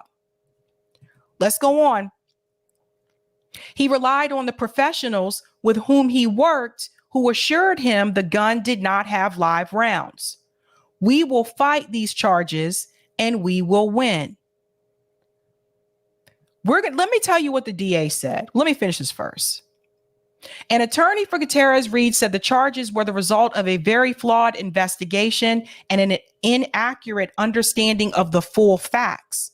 We intend to bring the truth to light and believe Hannah will be exonerated of wrongdoing by a jury. It was unclear when Baldwin and Gutierrez Reed might be required to appear in court in Santa Fe once the charges are filed. Defendants can participate remotely in many initial court proceedings or seek to have their first appearance waived. Santa Fe County Sheriff Aiden Mendoza, who led the initial investigation into Hutchins' death, has described a degree of neglect on the film set. But he left decisions about potential criminal charges to prosecutors after delivering the results of a year-long investigation in October. That report did not specify how live ammunition wound up on the film set. How did that happen, by the way? How did that happen? Baldwin has described the killing as a tragic accident. Notice the words I'm highlighting here: tragic accident, degree of neglect. Pay attention to these things, because I said the same thing. It was an accident, but the DA, they're proving otherwise. They're proving that they were negligent. In his lawsuit, let me start here, sorry. He sought to clear his name by suing people involved in handling and supplying the loaded gun. Baldwin, also co-producer on Rust, said he was told the gun was safe, but he didn't check it. That's the part they're going to use. In his lawsuit, Baldwin said that while working on camera angles with Hutchins, he pointed the gun in her direction and pulled back and released the hammer of the weapon, which discharged. New Mexico's Office of the Medical Investigator determined that the shooting was an accident following the completion of an autopsy and a review of law enforcement reports. New Mexico's Occupational Health and Safety Bureau levied the maximum fine against Rust Movie Productions based on the scathing narrative of safety failures, including testimony that production managers took limited or no action to address 2 misfires of blank ammunition on the set prior to the fatal shooting. So let's see what the DA had to say, because the DA had an interview with CNN, and I really want you to hear. Prosecutors in New Mexico have says. just announced that actor Alec Baldwin and the armorer on the film Rust will both be charged with involuntary manslaughter for their roles in the fatal movie set shooting back in October of 2021. The film's cinematographer, Helena Hutchins, was killed. The film's director was injured. Josh Campbell's back with us from Santa Fe. He's with Santa Fe's district attorney, and this is her first TV interview since the charging decision. Josh? All right, guys. So this is the DA. Listen to what she's going to say. Yeah, thanks. I'm here with the district attorney. Madam District Attorney, thank you for speaking with us. I just want to start. How did you come to this prosecutive decision? Well, along with my special prosecutor, we got the report from the Santa Fe County Sheriff's Office. We initiated an extensive review of that, and I will say that it was a well investigated case. But we had some follow up that we had to speak with some experts, and once we read through everything and researched the case law and the law here in New Mexico, we realized that we believed that there was probable cause to charge Alec Baldwin and Hannah Gutierrez Reed with involuntary manslaughter. Did you hear what she just said? Probable cause. So hold on to that piece. What were some of the key pieces of evidence that you used that factored into that decision? Well, that there was such a... Sorry, I'm going to use a booster here. Go back just a little bit and use a booster. Had to speak with some experts. And once we read through everything and researched the case law and the law here in New Mexico, we realized that we believe that there was probable cause to charge Alec Baldwin and Hannah Gutierrez Reed with involuntary manslaughter. And what were some of the key pieces of evidence that you used that factored into that decision? Well, that there was such a lack of safety and safety standards on that set, that there were live rounds on set. They were mixed in with regular dummy rounds. Nobody was. Pause. Did you guys hear what she just said? Backtrack just a little bit, just a little bit. Through everything and researched the case law and the law here in New Mexico, we realized that we believe that there was probable cause to charge Alec Baldwin and Hannah Gutierrez Reed with involuntary manslaughter. And what were some of the key pieces of evidence that you used that factored into that decision? Well, that there was such a lack of safety and safety standards on that set, that there were live rounds on set. They were mixed in with regular dummy rounds. Nobody. Pause. There were live rounds on that set that were mixed in with dummy rounds. So someone just asked this question in the chat. I'm trying to find it. I thought I clicked on it. Someone was asking in the chat. This one has been says, WTF, were they using a real gun that could fire real bullets? Apparently so. I've never been on a movie set, so I don't know. But apparently, based on what she's saying, that seems to be the case. Let's go on.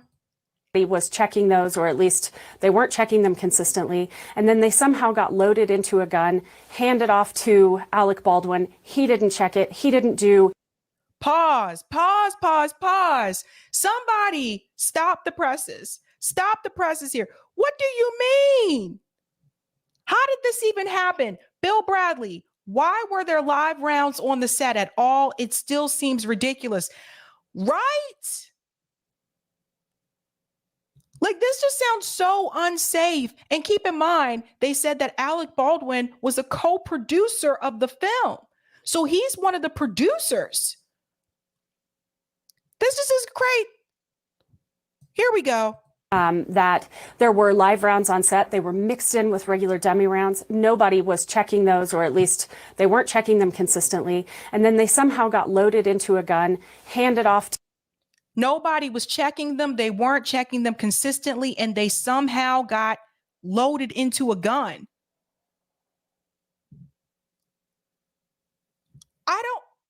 How does this happen?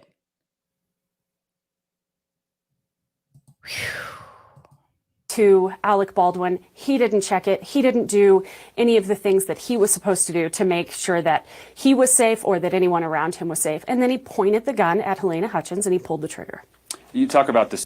So see, there was another step to this. Alec Baldwin was also supposed to check that gun before he used it.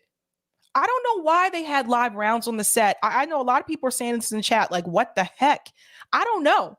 I've never been on a movie set, so I'm not sure how this works. But Terry Hinton, this goes back to the negligence part that I was pointing out in the article. This is where the negligence piece comes in, because he didn't check the gun. And according to the DA, he was supposed to do that. Oh, man.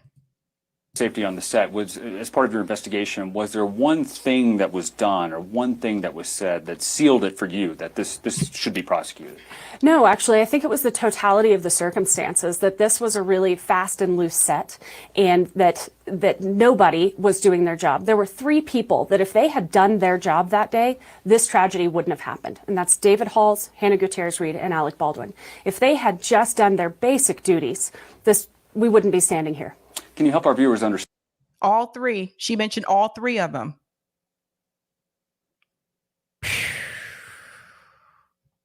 That's right, Jennifer. This is crazy because she wasn't in the movie. That's right. I know, it's really sad. It's really sad. What's that? Bill said practical effects are dummy rounds and blanks, not live rounds. This just sounds, it's so unsafe. This just sounds so scary to me that you had live rounds mixed in with the dummy rounds. Why were there live rounds on the set? And I want to know if Alec Baldwin has answered that question, because that's not mentioned in the article. understand. So the state officials did a report. It was signed by the chief medical investigator saying that there was no compelling evidence that this was intentional, right? Right. So help our viewers understand, if it's an accident, which most people seem to think it is, why is that a crime? Because just because it's an accident doesn't mean that it's not criminal. Our involuntary manslaughter statute covers unintentional killings, unintentional homicides. The rest of our homicide statutes cover intentional, but unintentional means they didn't mean to do it. They didn't have the intent to kill. But it happened anyway, and it happened because of more than mere negligence, because of they didn't exercise due caution or circumspection, and that's what happened here. And I'll give an example that happened here in Massachusetts in reference to manslaughter, just to compare, make a little bit of a comparison here. There was an 18-year-old boy in Massachusetts. This was a couple of years ago. It was on local news, and he was at that age of 18 where he could be tried as an adult. He was driving home from work one day. Apparently, he was trying to text and drive at the same time. I guess the roads were a little bit slick. He got into an accident. He hit a vehicle. The people in the vehicle died, and he was sentenced to jail. Now, he didn't mean to kill those people, but what they argued in court is that because he was being negligent, because he was texting and driving, had he had not been negligent, those people would most likely have still been alive, even if he had had the accident. Excuse me, backtrack here for a second. Those people would most likely have still been alive, and the accident probably would have been avoided because he wasn't texting and driving at the same. So that case, I still remember that. I believe that happened in Haverhill, Massachusetts. 18-year-old boy, so young, was literally like just about to start his adult life for the most part. And he was crying in the courtroom. This was on local news. Like, he was crying and everything. He was like, I'm so sorry. Like, I didn't mean for it to happen, yada, yada. But what they argued in the court is that he was negligent, because you're not supposed to text and drive in Massachusetts. And he was doing that. And they argued that that is what led to their death. And he was charged with manslaughter. 18 years old. Let's go back. Let's continue. What's your response to, there might be people in Baldwin's camp who say that you were overcharging this? Well, we disagree, and we're going to be taking that in front of a judge and allowing the judge to decide on probable cause. But we think that there is enough there, more than enough there, to move forward on these charges and possibly to get through the preliminary hearing stage and on to trial. And can you just break down the specific charges? So I was reading through your announcement. You say that both Hannah Gutierrez-Reed and Alec Baldwin have been charged with 2 counts of involuntary manslaughter. Can you unpack that? What does that mean? Well, and those are 2 counts in the alternative. So when this goes in front of a jury, the jury could find they're guilty on both, but since they're in the alternative, they will only be sentenced as to 1 count. The first part of the involuntary that we'll be charging is that they acted without due caution and circumspection, meaning they weren't just negligent in their duties, but that they were on notice, that they had duties, and that they should have done or not done something that didn't happen on that set, meaning they should have checked the bullets. They should have checked the gun. They shouldn't have even been using a live gun that day. They should have been using a rubber or a plastic gun. Okay, so to argue that point, for those of you asking why were they using a real gun, because I see some of the questions coming through in the chat. According to the DA, she's saying they weren't even supposed to be using, they should have never been using a real gun. All of these things go together and show that there was just this complacency, lack of care on that set, and it's more than negligence, and I would say it rises to recklessness. The other is goes hand in hand with a misdemeanor, a petty misdemeanor here in New Mexico called negligent use of a deadly weapon, and that is that someone handled or used or touched a gun in a negligent manner. And once we show that, then that can lead to the second alternative theory of involuntary manslaughter. Does it matter for an actor? Obviously, there's been this discussion about safety on sets. The last time I interviewed you, you even mentioned you were surprised to learn that these sets operate like this in some circumstances. But if you have an actor with what he or she thinks is a prop gun, not a real gun, is that actual negligence if it turns out that gun can actually shoot? That's a good question. Let's hear her response. It's more than that. Every person that handles a gun has a duty to make sure that if they are going to handle that gun, point it at someone and pull the trigger, that it is not going to fire a projectile and kill someone. And this is really about justice for Helena Hutchins. We've talked to many actors, A-list and otherwise, that have said that they always check their guns, or they have someone check it in front of them. So it's not... an actor doesn't get a free pass just because they're an actor. And that's what's so important, is that we're saying here in New Mexico, everyone's equal under the law. Everyone has to follow their duties and do what's right and take that safety into account so that this doesn't ever happen again. And is Baldwin being charged as an actor who was holding the gun, or as a producer on the set who was negligent about the safety standards? Can you help describe that? He's being charged as both. He was the actor that pulled the trigger, so certainly he's charged as an actor. But also as a producer, he also had a duty to make sure that the set was safe. And we know from our investigation that there had been accidental misfires prior to this, that there were people that were complaining about safety on set. And so he should have been aware that safety was an issue on set. And then as an actor that day, he should have checked that gun, checked those projectiles. And just a couple more questions. She is not backing down. Like, I'm telling you guys right now, like I've seen this already earlier today. She's not backing down from this. And I don't know. I'm just saying it does not look good for them. It does not. But she's not trying to hear it. She's like, no, they didn't do their job. So it is what it is at this point. I know your time is short. Do you expect any type of plea agreement from Baldwin or Gutierrez-Reed? Have those discussions started? That's not something I can comment at this time. It's unethical for a prosecutor to talk about plea negotiations or potential plea deals. Were they given a heads up that this was coming? Yes. They were. They were. How did those discussions go? We have been in, I would say, almost constant communication with the opposing parties' counsels for about the last 6 weeks. They didn't know exactly what was coming, but they were aware that we were contemplating charges, and they were aware of what the contemplated charges were. And just two more I'm sorry. This is okay. There we go. questions. So what happens next? So once these charges are filed, which I assume is tomorrow, right? Is that the plan? It'll be before the end of this month. Before the end of this month. So then what happens? Are these defendants then required to come back to New Mexico, or will they be placed under arrest? How does that work? No, we will not be asking for an arrest. In typical cases in this county, the way that we handle it is we'll send out what's called a summons. From that, the court will set what's called a first appearance, or it's basically an arraignment.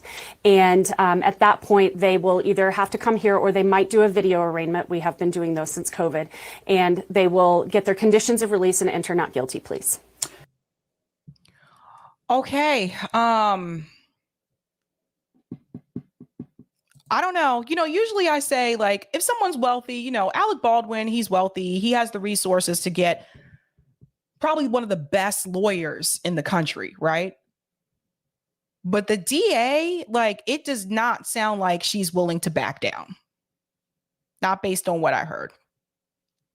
So I don't know, man. This could be like a life-changing event for Alec Baldwin. Could be a life-changing event. I'll take that comment on our Rockfin, Eric. Wow. Thank you for the tip on Rockfin, Roger. Sabby, they can get as many robots as they want.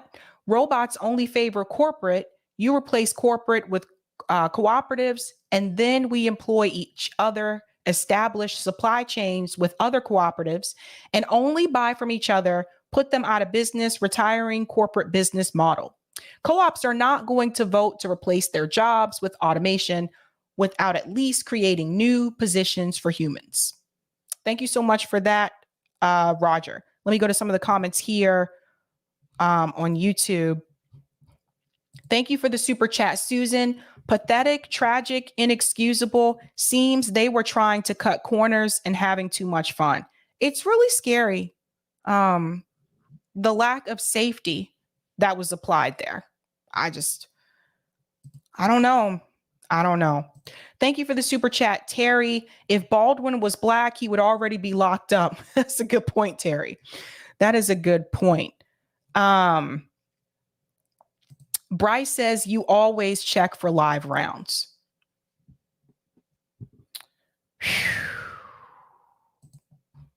Well, oh my God.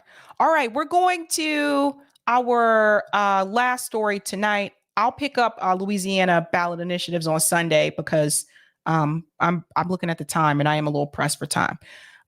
This is about the World Economic Forum, and there was a conversation between Bree and Robbie on Rising about this particular event and its connection to the conflict in Ukraine.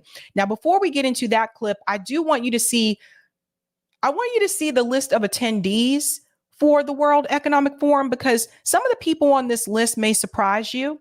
They're not all big shots, as some may think. But this is the actual list of public figures. Now, for fun here, I'm going to go down to the United States because I want you to see what's happening here. All right.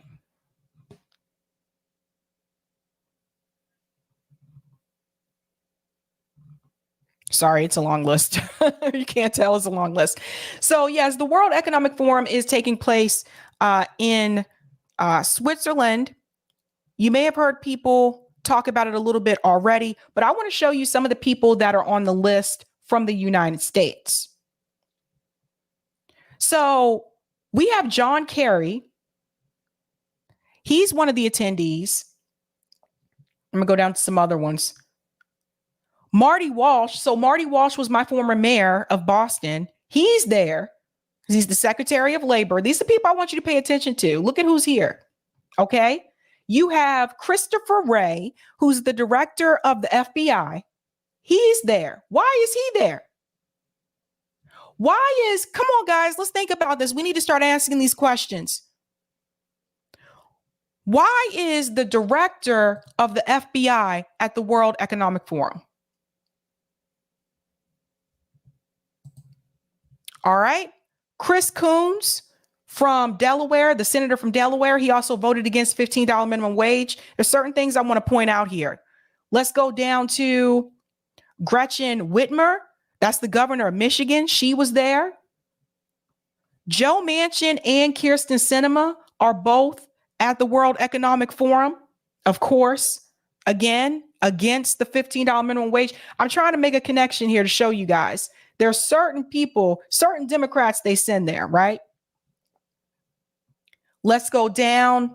There was another one I wanted to point out to you as well. Whoops, I skipped, sorry. You can look at the international ones as well, but there were certain ones that I wanted to point out from the United States. I think I may have passed it already. Sorry about that. I think I did. Oh, where did it go? Oh, of course, Tony Blair is there from the UK. But the other one was, right here. Avril Haines, the U.S. Director of National Intelligence. That's another one I wanted to point out to you. So those are just some of the attendees that are there. And you guys, if you've seen me cover these events before, you know how I feel about these events. Now, Kyrsten Sinema and Joe Manchin, there's a clip of them here. I want you to pay attention to what happens at the end of Kyrsten Sinema's statement, because like I said, both of them were also invited. Now, Kyrsten Sinema, again, she's out here backing hedge fund managers. She left the Democratic Party, no shade in that game, to become an independent. But Kyrsten Sinema is not really trying to fight for people at all, or really pretty much vote for anything that's going to help the American people. She's very much corporate now. This is someone who started off as pretty much as progressive as you could get. She was a Green Party candidate. She was a Green Party member. Then she made her way into the Democratic Party and she changed. But she is very corporate. And I want to mention her name, and I'll continue to mention her name for a reason, because Kyrsten Sinema was also one of the attendees at the Bilderberg meeting last year. Out of all the people in the Senate, how is it that she got to go to an event like that, where she is sitting at the same table, sharing words with the CEO of Shell? Think about that. Very much an elite event. World Economic Forum, these are the people who are deciding how things are supposed to work. And it is very troubling that you have the FBI there. Very troubling. But what's even more troubling is what you're going to see in this clip. Now, shout out to Case Study QB, because this is just another example of Kyrsten Sinema, Joe Manchin, and all the rest of them sitting around this table, not this table, but on this panel, that they're not really trying to do anything for the working people. Watch this. Let me say about the current president of the United States, he has gotten things done. Now, he has worked with some reluctant members of his own party. He's worked with some reluctant members of the opposite party, but we have gotten things done for the United States at the federal level under this president. And so while some would say that there were reluctant folks working in Congress. Type VNC is messing up. Hold on. Let me refresh this. Because I want you to hear what she says. Okay. Some reluctant members of his own party.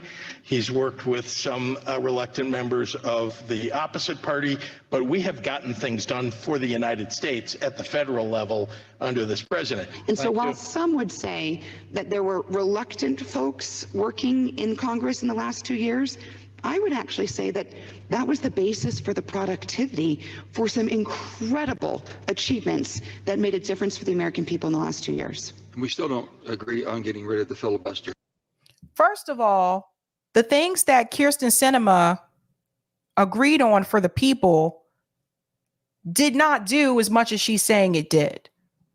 And she voted against a lot of those things that would actually help out the people. And also, why is she wearing a rug? Why is she wearing this looks like one of those little throw rugs. What is this? I don't know. What is it? What is it? So listen to what Joe Manchin is going to say in response to her. This is the part that's really troubling. For some incredible achievements that made a difference for the American people in the last 2 years. We still don't agree on getting rid of the filibuster. That's correct. And they high-fived at that. They high-fived there at the end. He said, we still don't agree on getting rid of the filibuster. And they gave each other high fives.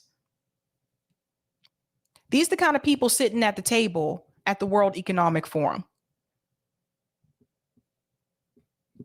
See how this works? Terrible. Absolutely terrible. Now, Bree and Robbie had a discussion about this on Rising, about one of the topics that they are discussing at the World Economic Forum. And I think you really need to hear what's said here. Let me go ahead and grab that. Grab my screen here. You really need to hear this because I don't know, man. I don't know. Like for me, this is just going to show you what is to come. So let me share this here. Just yesterday, a top advisor to President Zelensky resigned after claiming that Ukrainian counterstrikes were responsible for an apartment bombing that killed 44 civilians last weekend. In a social media post, the official later described his statement as erroneous and a serious mistake. Meanwhile, CNN appears to have admitted the quiet part out loud while reporting on the conflict in Eastern Europe. In a Monday article titled "How Ukraine Became a Test Bed for Western Weapons and Battlefield Innovation," one source familiar with Western intelligence tells CNN, quote, Ukraine is absolutely a weapons lab in every sense because none of this equipment has ever actually been used in a war between two industrially developed nations. This is a real-world battle test. Here at home, Republicans' temperature on U.S. intervention in the Russia-Ukraine war has hit new lows. A majority of GOP voters, 52% to 48%, want their member of Congress to oppose further Ukraine funding. Nonetheless, CNBC reports that across the pond over at the World Economic Forum in Davos this weekend, U.S. officials met privately with global allies and business leaders to rally around ongoing assistance to the war-torn nation. So one of the topics that they discussed at the World Economic Forum was about Ukraine.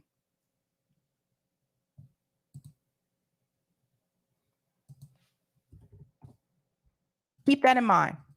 Former Secretary of State Henry Kissinger, who previously opposed Ukraine's admission into NATO, also revealed his change of heart at the WEF, noting, quote, the idea of a neutral Ukraine under these conditions is no longer meaningful. The Prime Minister of Finland wasn't far behind, pressing the importance of supporting Ukraine as long as needed. Let's watch. As long as needed. Do you think if this war in Ukraine lasts 3, 4 years, 5 years, Europe has the staying power to see it through, to continue supporting Ukraine, deterring Russia, dealing with the energy issues that arise out of it? I think the only message that we need to send that we will support Ukraine as long as needed. Okay, so he just was asking her if it lasted 3 to 5 years. Let's hope that that doesn't happen. But if it lasted 3 to 5 years, would you still support it? And she said, we will support them as long as possible. Now, guys, why is this connected with what I talked about earlier? I just showed you the strikes that are happening in the UK, the strikes that are happening in France, the protests that are happening in France because of the inflation, which is connected to the energy crisis, and the energy crisis in Europe is connected to the conflict between Russia and Ukraine. So if you have a country like the UK that has inflation, which last time I checked was at 14%, how are people going to be able to endure that for 3 to 5 more years? Guys, look at who is making the decisions. Look at the people in the room. Do you see this? They are making decisions that affect everyday people's lives, but it doesn't affect their lives. These people are paid. They're paid well enough that they can afford to deal with the inflation. The working class people and the poor people, especially over there in Europe, they can't afford to deal with it. Did you guys just hear what he just said? 3 to 5 more years. Can you do this for 3 to 5 more years? Can you guys continue to pay $9 for eggs at the grocery store 3 to 5 more years? Pay attention to what they're saying. And she says, as long as necessary, as long as needed. These are the people making the decisions that affect our lives. But we're not offered a seat at the table. This is very dangerous. And I hope more people are talking about this. This is terrible, terrible idea. Let's go on. There's more to be said here. 1 year. Yeah, it's amazing to me that people are willing to say that. I guess it shouldn't be so surprising to me. I guess from their perspective, the posture has to be that you maintain that stance, even if you don't feel that way internally or behind closed doors, because you don't want to give put out the public perception to Russia that if they just last a certain amount of time, that they can wear out the other side. But from a which is totally sorry to didn't mean to cut it. Yeah. That's exactly what neoconservatives would say about the wars in Iraq and Afghanistan. That, well, we can't, if we say when we're going, then they'll just wait to. Yeah, and we were in Afghanistan, you guys, what, 20 years? How'd that turn out? Like, you can't, I think people have this mindset of we can just ride this out. Or that Ukraine can just wait this out. Are you kidding me? This guy said 3 to 5 years. Fight back, then they'll know it. There's a time limit on our commitment. And figures like John McCain, a sort of intellectual leader of the neoconservative wing of the Republican Party, said, well, yeah, if it's 100 years, it's 100 years. Yeah. Better the fight, their view was better the fight happening there, better all the destruction taking place in Iraq and Afghanistan than, the terrorists here at home. Of course, a lot of reason to think that maybe our involvement there is what inspires terrorists at home, et cetera. But it's very I think it's a very similar thinking. Yeah. And it's interesting how who is on what side has totally changed, because skepticism, at least eventually, not at first, but eventually was of Iraq and Afghanistan was there was a lot of that in the media, in progressive media, not at first when they supported it, but they did turn against it. But now that kind of progressive elite, the people at Davos, as long as it takes, totally committed to it. And it's those backward conservative Republicans back home in America asking too many questions about, well, how long is this going to go on? We think we've given a lot of money. Maybe there's an end date to that commitment. Yeah, I think the fact that both establishment Republicans and Democrats at Davos have a more united pro-endless war message, despite there being a real populist anti-war movement back at home, really speaks to how this is an elite, non-elite, inside-outside game issue more so than it is a partisan one. Although I do want to give credit to the fact. Did you guys hear what Bree just said? This is freezing pretty bad, Eric. If you can, I don't know, but the tight VNC is pretty bad right now. It is like this inside elite game. Like these are the people that you see right now that I mentioned that was on that list of attendees at the World Economic Forum. Those are the inside elites, guys.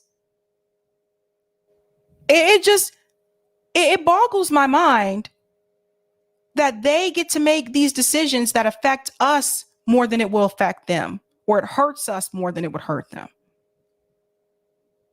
It's crazy. Like literally when you think about it. And you have all these people that are struggling to pay for heat. They're struggling to pay their bills. It's affecting everybody. At least especially those that are working class and people who are poor. Max Fiend said this is not an accident. The CEO of Pilot/Flying J testified to the Surface Transportation Board last year that they were being forced to cut shipments by 50%. He was warning of the supply chain then.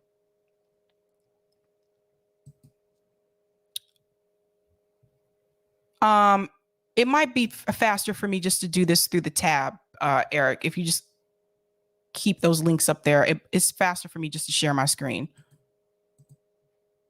All right, let me go to here. I'll just go on to the... Oh, I didn't get that one. Hold on one second, guys.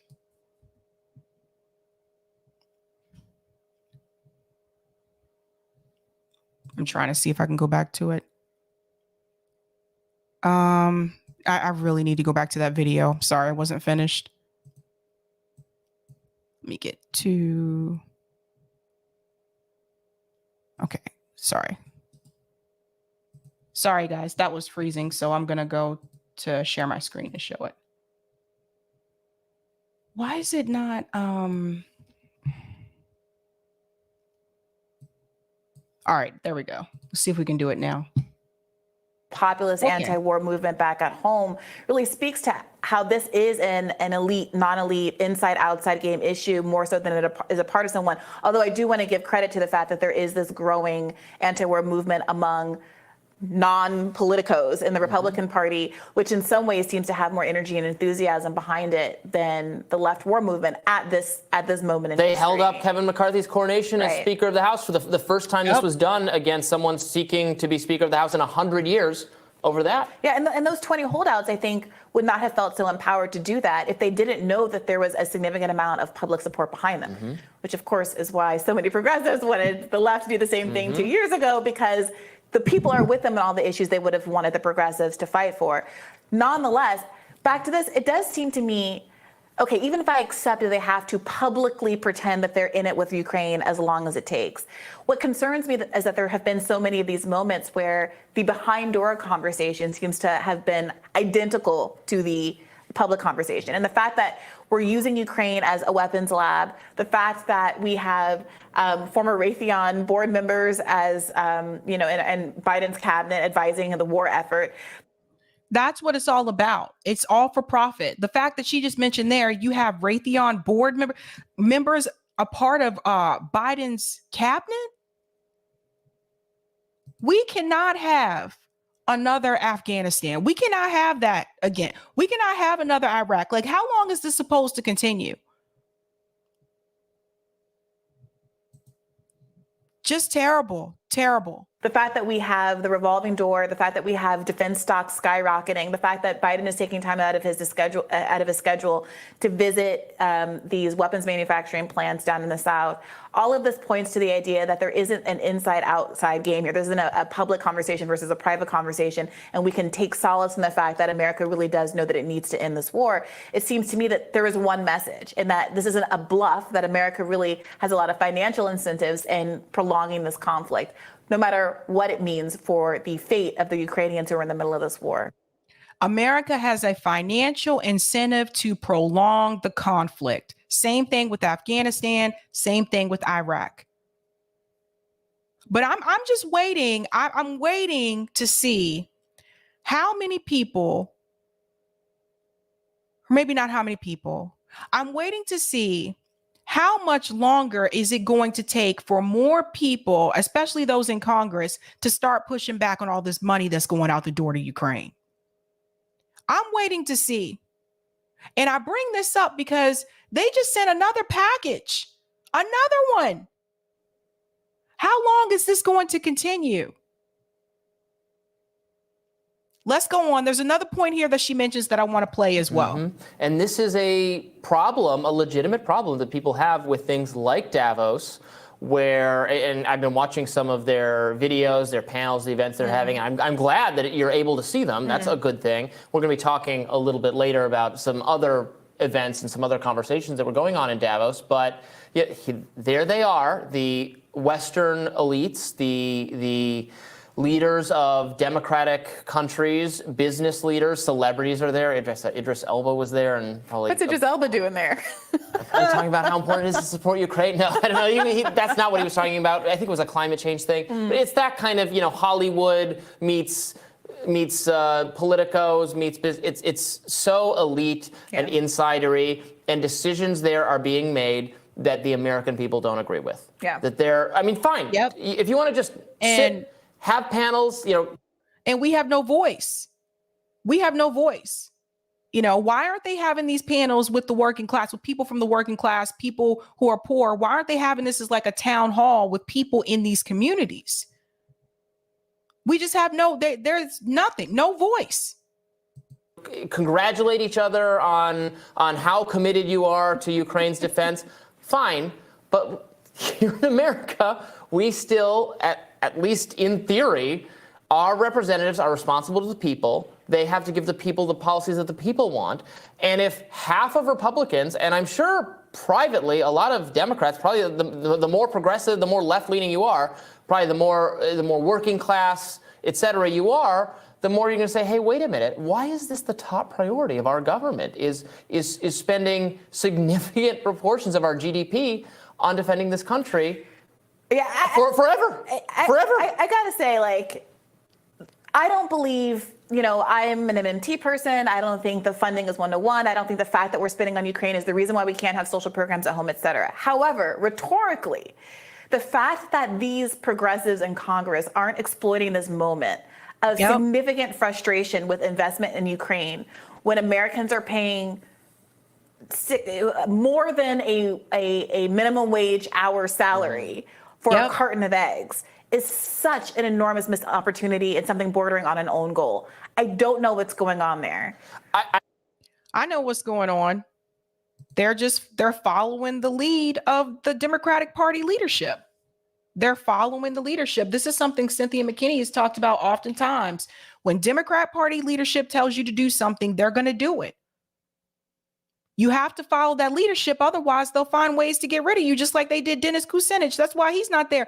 Look, let me tell you what they did to Dennis Kucinich. They decided to redraw his district so that he didn't have one. That's how far they'll go, just to get rid of you. But it is definitely a missed opportunity, because if I were there, I would point out this is a perfect time for Bernie Sanders and the squad members to say, hey, we have sent over $100 billion to Ukraine, but Joe Biden, you told us we can't afford to have Medicare for all. We've sent over $100 billion to Ukraine, but you keep telling us we can't have free pre-K and free public universities. We've sent over $100 billion to Ukraine, but you keep telling me we can't guarantee housing for everyone in this country. And I'm not talking about affordable housing. I'm talking about guaranteed housing, which means that everyone is guaranteed a home. That doesn't mean you have to be means tested, because when you means test it, it doesn't apply to everybody. All those squad members, Jamal Bowman, who likes to tweet these little videos on Twitter, has no problem attacking the obvious people on the right, the obvious phonies on the right. But he can't call out the phonies in the Democratic Party.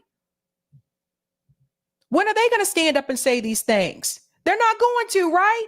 How long is this going to go on? Is it going to be a year from now and they're still sending billions and billions to Ukraine? Is this where we're headed? And no more people are going to call this out?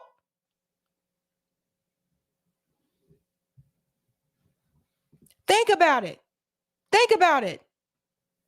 That goes to all of them. And that goes to Ro Khanna too. Because Ro Khanna go on everybody's show, including he came on this show. But the next person who interviews him, they need to ask him that question. How long is this going to continue, Ro Khanna? Are you going to continue to support all these bills that are sending billions and billions of dollars to Ukraine, over $100 billion, and you continue to tell me you won't bring Medicare for all to the floor for a vote because you don't have the votes for it, because people say it's too expensive and you can't afford it, but you sending billions to this country? When are you going to call that out? And if you're not going to call it out, then why? What's in it for you to be silent? What's in it for you to go along? Is it a Senate seat? Is it a seat in the Oval Office? Why are you silent on this issue? Same thing with Pramila Jayapal. It's her bill. It's her and Bernie Sanders' bill. You're not going to call this out, Pramila? All this money going out the door? And you're going to continue to tell the people, well, we can't really afford it. And the President Joe Biden said we can't afford it. You think the American people are that stupid?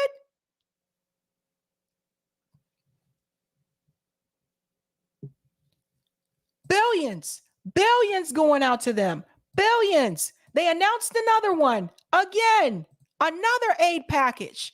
Shout out to Case Study QB for this clip. Listen to this. This is ridiculous.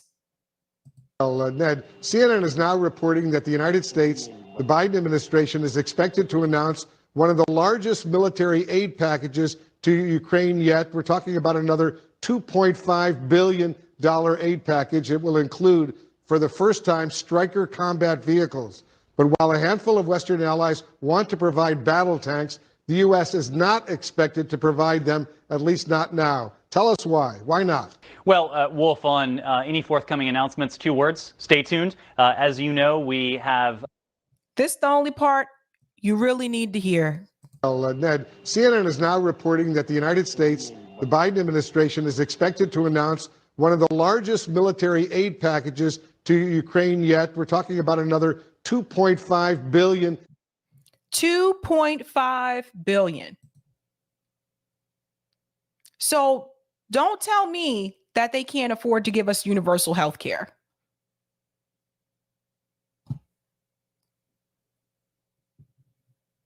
All that money going out the door to them.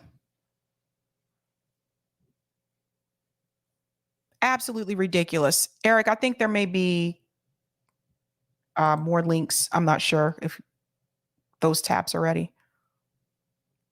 I will skip the Louisiana one. I'm gonna have to come back to that one. More people need to call this out, man. More people need to call this out. But the connection between the two is that you have these elite at the World Economic Forum. You also had some of those same elites at the Bilderberg meeting last year. They are making decisions for the world. And we have no say so. And one of those decisions, which appeared to be on that panel, is that they are going to continue to support them and fund them as long as needed.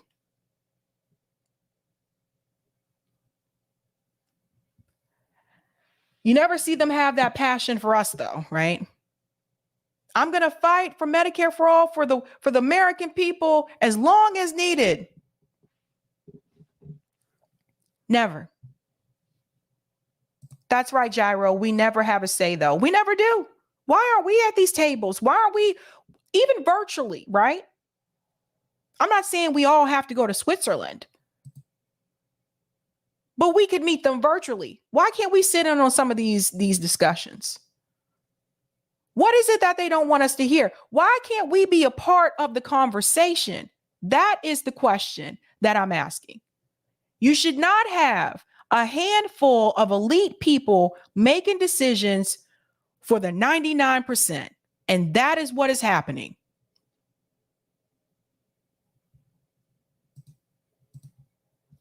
Max Fiend said, my senator is there for some damn reason. LB says, when they send money to Ukraine, they're paying themselves. That's right. There you go. I have a quick update on a story that I've done. There has been a change. A couple of nights ago, I told you that Harvard University had decided to rescind a fellowship offer that was given to Kenneth Roth. Kenneth Roth is probably the most popular humanitarian leader in the world. Just not exaggerating, but seriously. Well, update here. I'm not going to read the entire article. I just want to show you the headline. Harvard Dean reverses that decision not to offer fellowship to human rights activist Kenneth Roth. So Kenneth Roth, I did show you a clip of his interview on Democracy Now! It looks like that decision has been reversed. So it looks like his fellowship is back intact. I wonder what did it. Congratulations to Ken. Congratulations. I'm glad you got to get that back. Maybe it was that Democracy Now! Interview, right? Another announcement really quick. If you are in AOC's district and you have some questions, she is having a town hall tomorrow. It says, join us for our first town hall of 2023. This is going to be at 3 p.m. That is on Saturday, tomorrow. It's going to be at 177 Dreiser Loop Auditorium C in the Bronx, and you can register there. So you can join virtually as well, or you can join in person. So for those of you in her district, and I found out about this because Lucy made me aware of this. I'm talking to, people like Lucy, Larry Sharp, I believe, is also in AOC's district. If you're in that district, there is a town hall meeting tomorrow. Jose is also in that district. You got questions for her? You got questions about this money going out the door to Ukraine, these billions of dollars? This is your chance to ask those questions. Properly Smug, am I gonna have to hop on a train? Whoop, there it is. Told you I've been listening to 90s playlists. Whoop, there it is. I'll take the comment on Rockfin. Eric, thank you so much for that. Thank you for the tip, Roger. Sabby, I don't care how many attendees are at the World Economic. I got to be careful with the language on here now, guys. Effers. Establishments like these will crumble when we start establishing worker cooperatives, chartering public banks, using all the tools we have, CBIs, general strikes, by any means necessary. 100%. Thank you so much for that. I'm going to do something a little bit different tonight when I head out, because we've spoken a lot about war tonight, whether it was, oh, thank you, Ben, for becoming a YouTube member. Thank you so much. Whoop, whoop. Shout out to Ben in the chat. Shout out to Ben in the Chizat. All right. So we've been speaking a lot about like war tonight and the effects that it's had on the economy, the effects that inflation has had on working class people, whether it's in the United States or the UK or France, as we talked about earlier. And I think it's really important for us to remember that, again, they are trying to prolong it. Again, war is profitable. So you have to keep that in mind.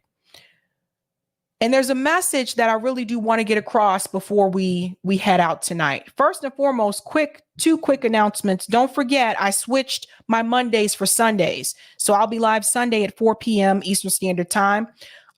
Two quick guest announcements. Claire Daly from the UK, she will be here next week, and so will Glenn Greenwald.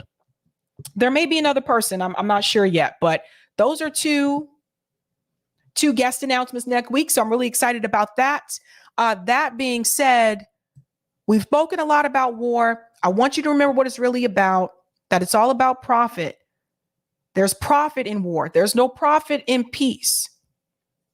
And sometimes the goal isn't even to necessarily win. So we're going to ride out with that. Because the goal is not to completely subjugate Afghanistan. The goal is to use Afghanistan to wash money out of the tax bases of the United States, out of the tax bases of European countries, through Afghanistan and back into the hands of a transnational security elite. That is the goal, i.e. the goal is to have an endless war, not a successful war.